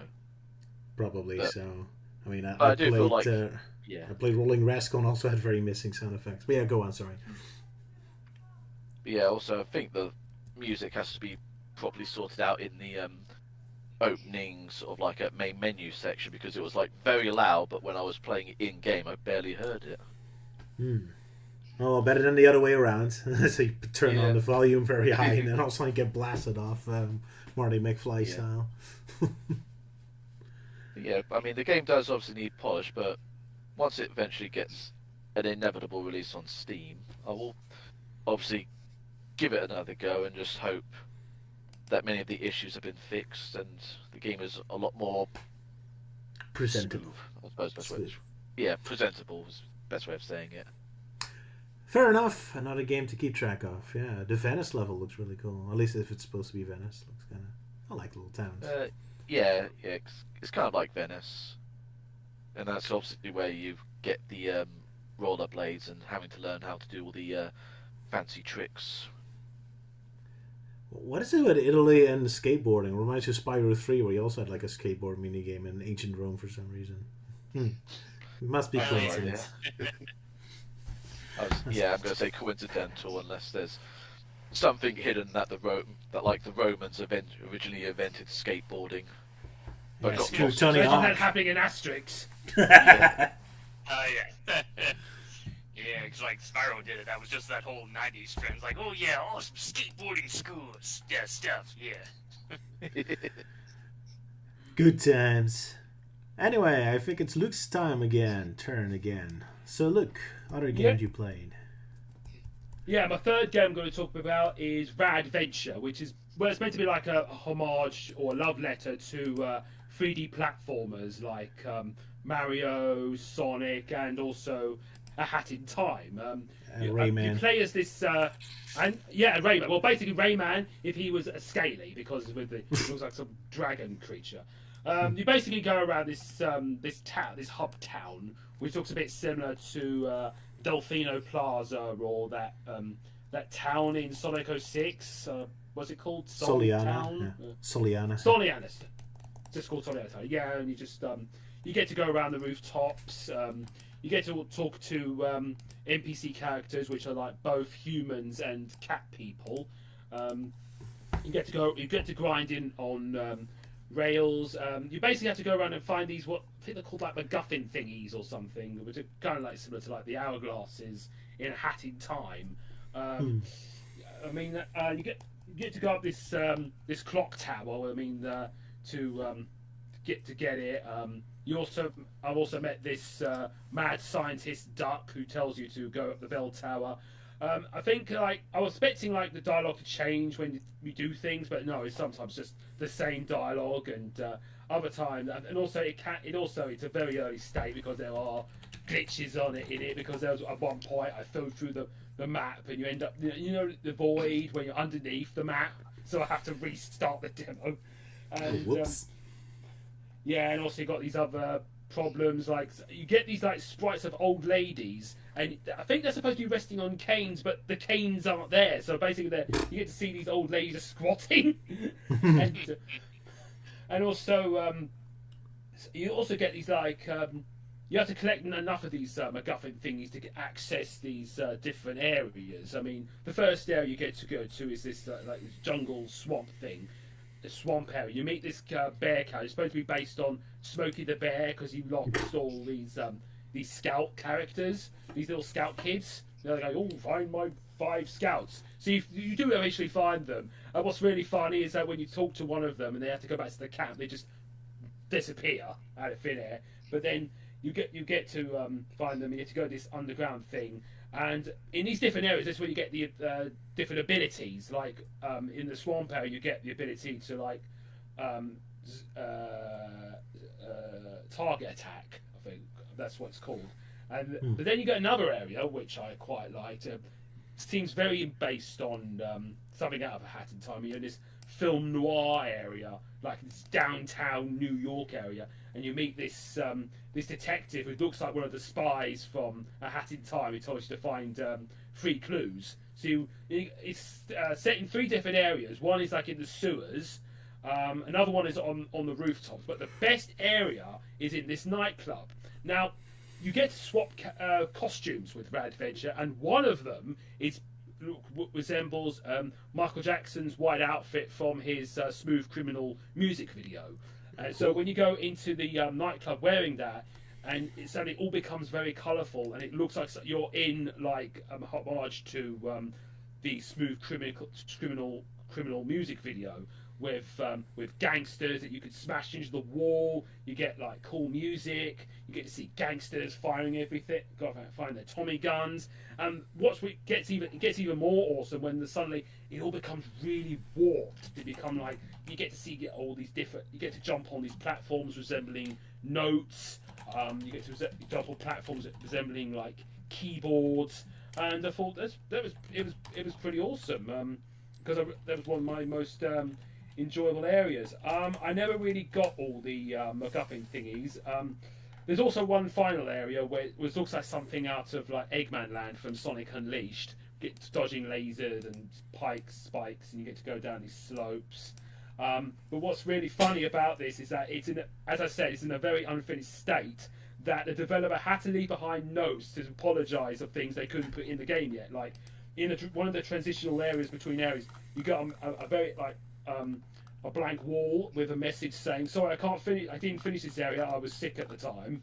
And another one where you get all the clues. And when you get the final clue, you get a message saying, "Sorry, these clues don't do anything yet." And then at the end, when you get to the end of the robot facility, you see this huge lift thing, and then you get a message saying, "This is the end of the demo.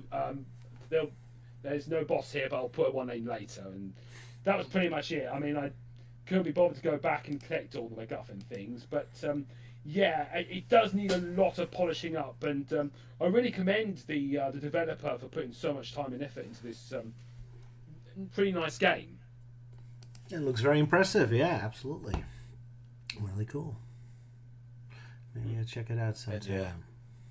And it was basically the one game I was going to have a go at, but every time I kept trying to run it, it kept on popping up with a fatal error message. Yeah, that's a shame. Yeah. Poor Euan. Was this the Steam version you downloaded from? Yeah. Yeah. I don't know why. I mean, I don't think I had that problem.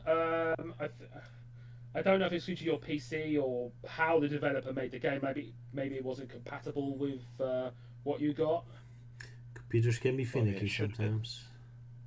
I mean, it should have worked fine since it's still on Windows 10 and the graphics card is,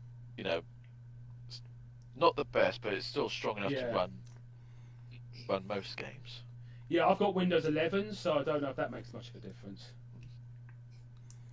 Maybe. I don't know if the developer has made it for both operating systems. Yeah, too bad, Guess I'll Euan. never know. I know, shame on me. I'll never get to play any of these games ever again. Maybe to get ported to Switch, if you're lucky. Maybe. I don't know. Well, hopefully it doesn't have any of that game key card crap if it's switched to. Oh yeah, I forgot to mention one thing. Is like there is like some sort of an inventory thing, but it was supposed to checklist all the things you've done, like all the MacGuffin things. But it's like a developer knows, like, I'll put an inventory later. Here's just a checklist. So it just shows like text, like where all the MacGuffin things are. Apparently. Oh well. That's the thing with demos. I suppose I can imagine like Roger releasing a very early build of Soul Substantia 3, which is notes saying, "Oh, sorry, I'll put a house here later. I might put a bridge here later. Just put a little like someone T-posing." That'll be funny, especially since it's all drawn. Yeah. Yeah, this area's under construction at the moment. Like deliberately Yeah, drawn. I think Roger should actually do that. Like have like one sort of side alleyway, which is just like very incomplete, and it's just like saying, "Sorry, I'll get this done. I'm sorry, come back later," sort of type thing. Yeah. Also in my adventure, I also had a bit of a glitch, like where the camera just darts off somewhere else, and you don't know where your character is, so you can hear it, but you don't. It's kind of like stuck somewhere. But but eventually, I might get out of it. Always fun when that happens, yeah. Oh well. But yeah, looking good so far. I love the look. Kind of Sonic Unleashed-esque sometimes, the town areas with the humans. Maybe one day I'll try. Yeah. Plenty of states I still have to try. Yeah, because sometimes I think like because you got like humans and like cat characters. I don't know if it works. Like, are they allowed to be friends or like? I mean, maybe I'm thinking too much into this. Animal racism between humans. Ooh, epic story.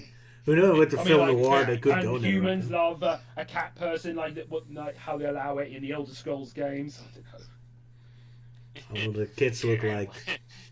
Yeah, animal human racism. Yeah. So in other words, just a typical day in the Sonic series. Well, we don't know how it goes in the Sonic universe, but. I mean, at this point, it might as well be without Sega's hell-bent and keeping humans out of the picture. Separated, yeah. That's kind of interesting to see Spagonia and Unleashed locations without humans, yeah. But then I guess we're not supposed to think about it. It's just an aesthetic thing, not a world universe thing. Yeah. But yeah, back to Sage. I guess that's Red Venture. Who is next? Am I next? Is Euan next? Oh, Euan is done. Sage. Yeah, I'm done. I think it's you. Because I think it was you. Because I think you only done one game so far. Fair enough. Okay, so I had to go back to Rolling Rascal after all I brought it up in my last video on Dissected, since I was complaining about how modern Sonic feels too tight and stiff to me.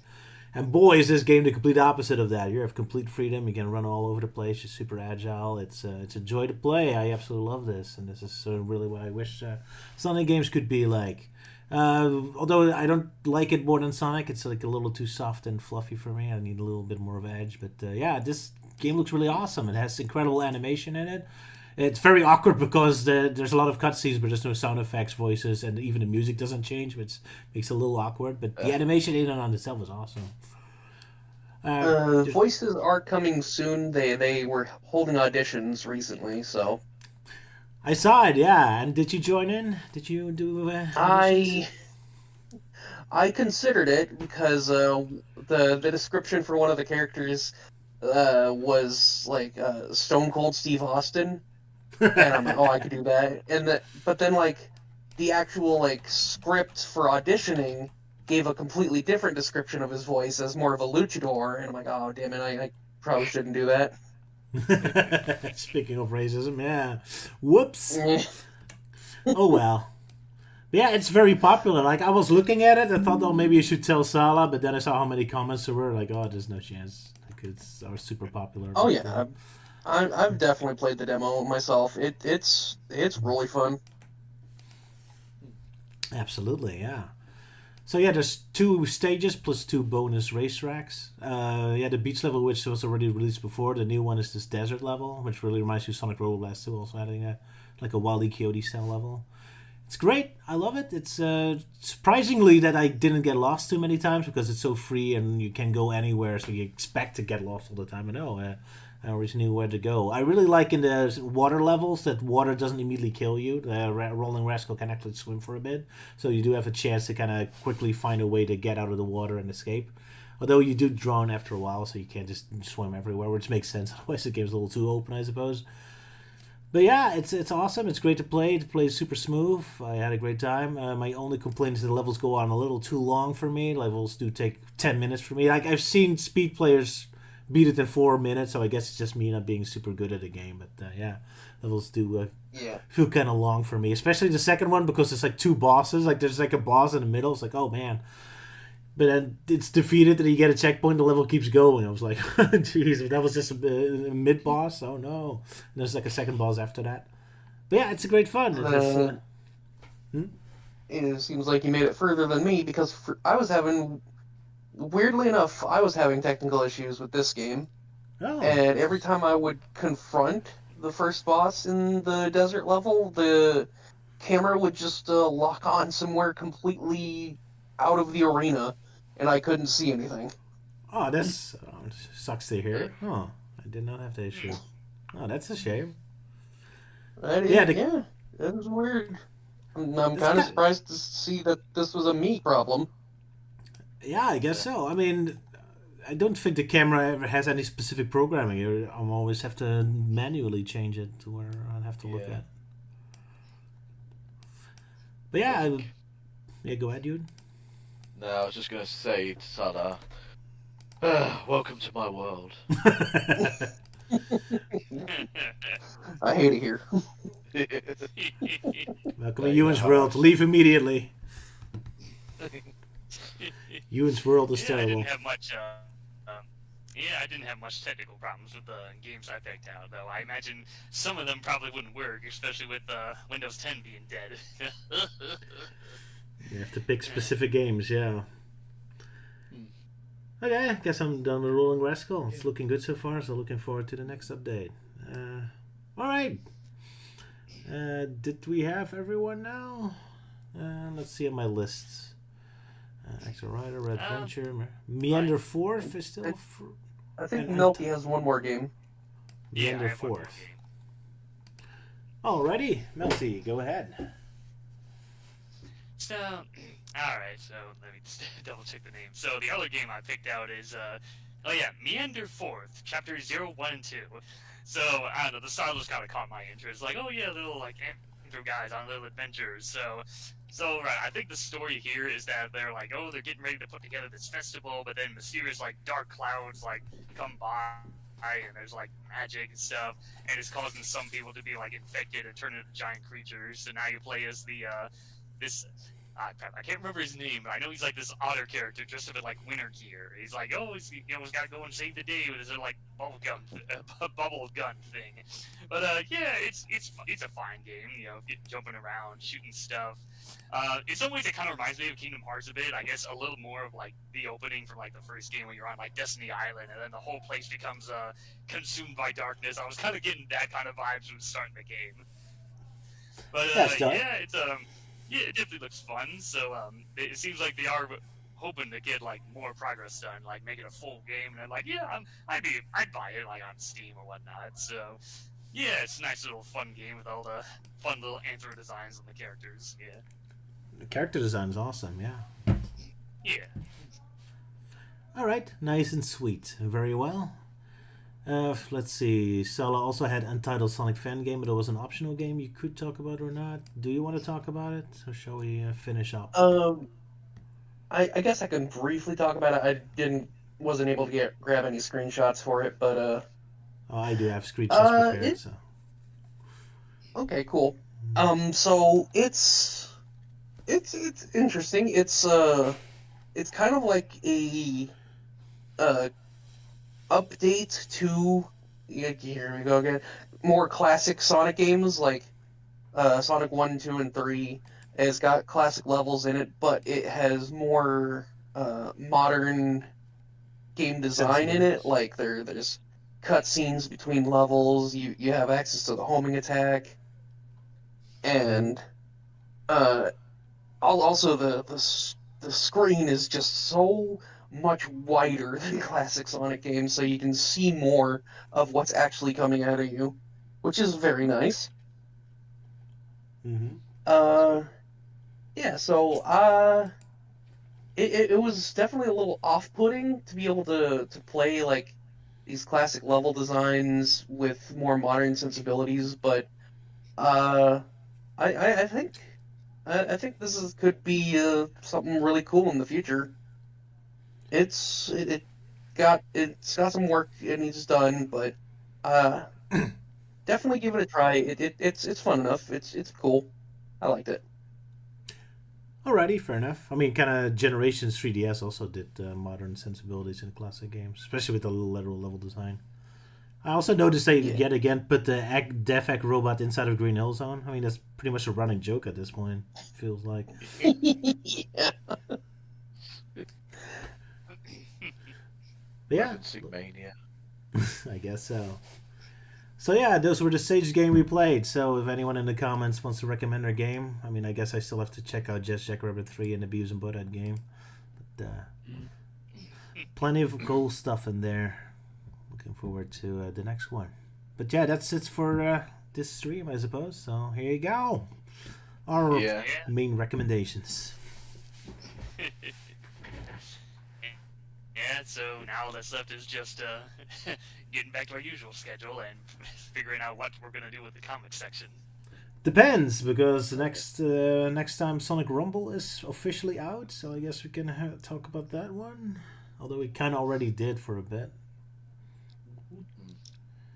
Oh yeah, We'll see. There's Sonic XDC. Oh yeah, I know Rhino keeps pestering us about that. Yeah. Oh yeah, we should definitely cover that. So what do we have to talk? Sonic X what? Sonic Sonic XDC. Yeah, you know that one thing that Rhino keeps pestering us about. All right, we'll see. It's DCX Sonic, if that makes it more clear. Sonic Yeah. vs. Okay, Justice now. League. All right, I Yeah, got you. I'm still worried if it's still too new or not to talk about. But yeah, we could do it. I was kind of thinking of just moving to Sonic Archie since Melting Man is so depressed lately. Like, let's cheer him up. I thought you made that comment just to patronize me when I was in a bad mood that day. No, I was legit. Maybe we should go to Sonic Archie. But then again, I feel like maybe we should finish Fleetway first. It's too much. Yeah, I mean, I What thought do we you- were going to go back to Fleetway for a bit because we only had like a couple of issues left. Like, I mean, at we least could do three. Sonic Archie up until the part where Robotnik dies. Was issue 25 or something, right? Oh yeah, I was thinking about that too. It's like, well, like if we go to issues 1 to 50, then like okay, there's maybe a few spin-offs, one shots, Knuckles comics. No, we'll leave that for another day. that's a whole other can of worms. But yeah, like 50 would be fine. Yeah, gives you a basic idea from like how it went from the wacky adventure days to getting more SatAM-esque. Yeah. Fair enough. So we'll think about that. But yeah, so probably next time Sonic Rumble again, although not too much to say about it probably. And back to Adventures of Sonic the Hedgehog, and yeah, maybe Archie comic until the 50th issue, I suppose. We'll see. Yeah. Depends on how well it goes for Melty, and otherwise we go back to Fleetway. Yeah, and of course, if I decide to go around and play Sonic Rumble, then sadly it's only going to be the mobile game. I was originally going to get it on Steam, but when they finally gave us a finalized release date, they're like, "Oh yeah, we're not supporting Windows 10 anymore." Oof, people have it rough, yeah. Yeah. Lucky for me, I have a new PC, so I should be fine. Nice. Yeah, well, I'm too stubborn to get a new PC. Like that, and it just seems like, at least from what I've been hearing, like the new PC models have like so much AI crap being crammed in there, and I'm like, fuck that shit. I ain't being one of those brain dead morons who like are easily suckered in by that AI stuff. That's another time, yeah. And Yeah, I guess did the in Amer- Terminator movies teach them anything? Nope, nothing at all. Yeah.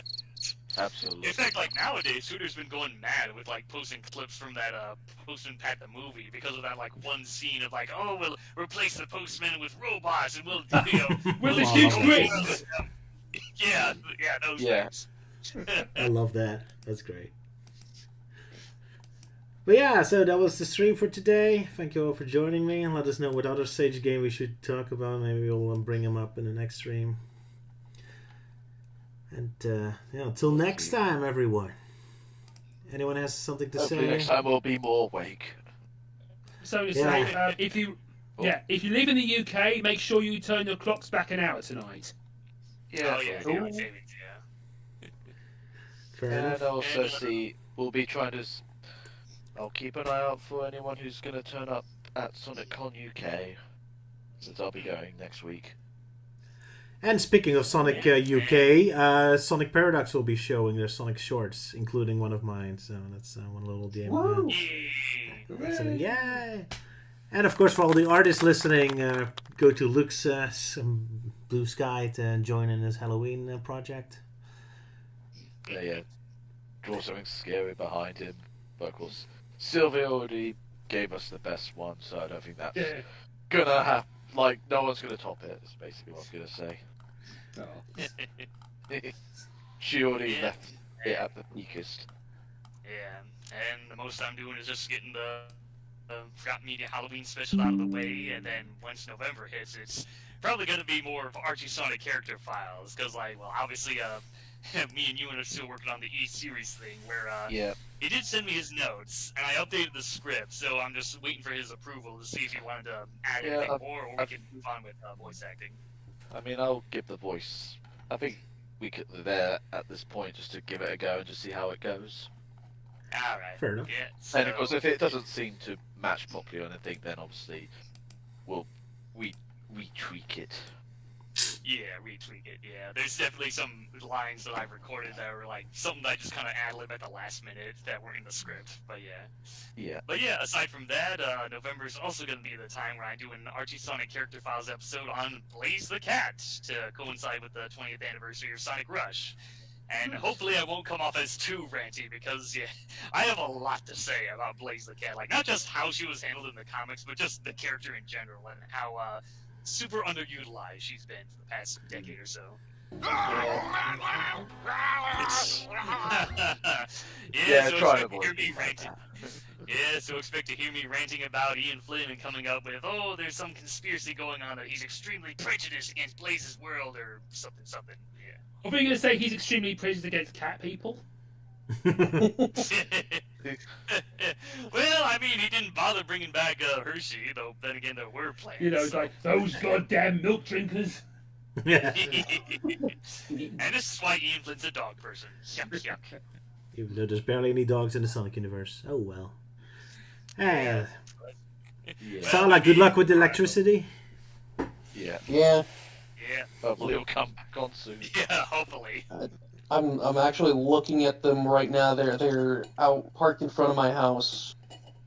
So Oh, hopefully cool. we So you get can yell at them them. That's fixed nice. Yeah. Hurry Hurry up, Play that I Robotnik was clip to them. I scream because of you lot. All right. Well, at least something is happening, so that's good news. Let the people Yeah. work. Good to hear. Let them cook. All right. So see you all, everyone. Hopefully, at least got to be here next time.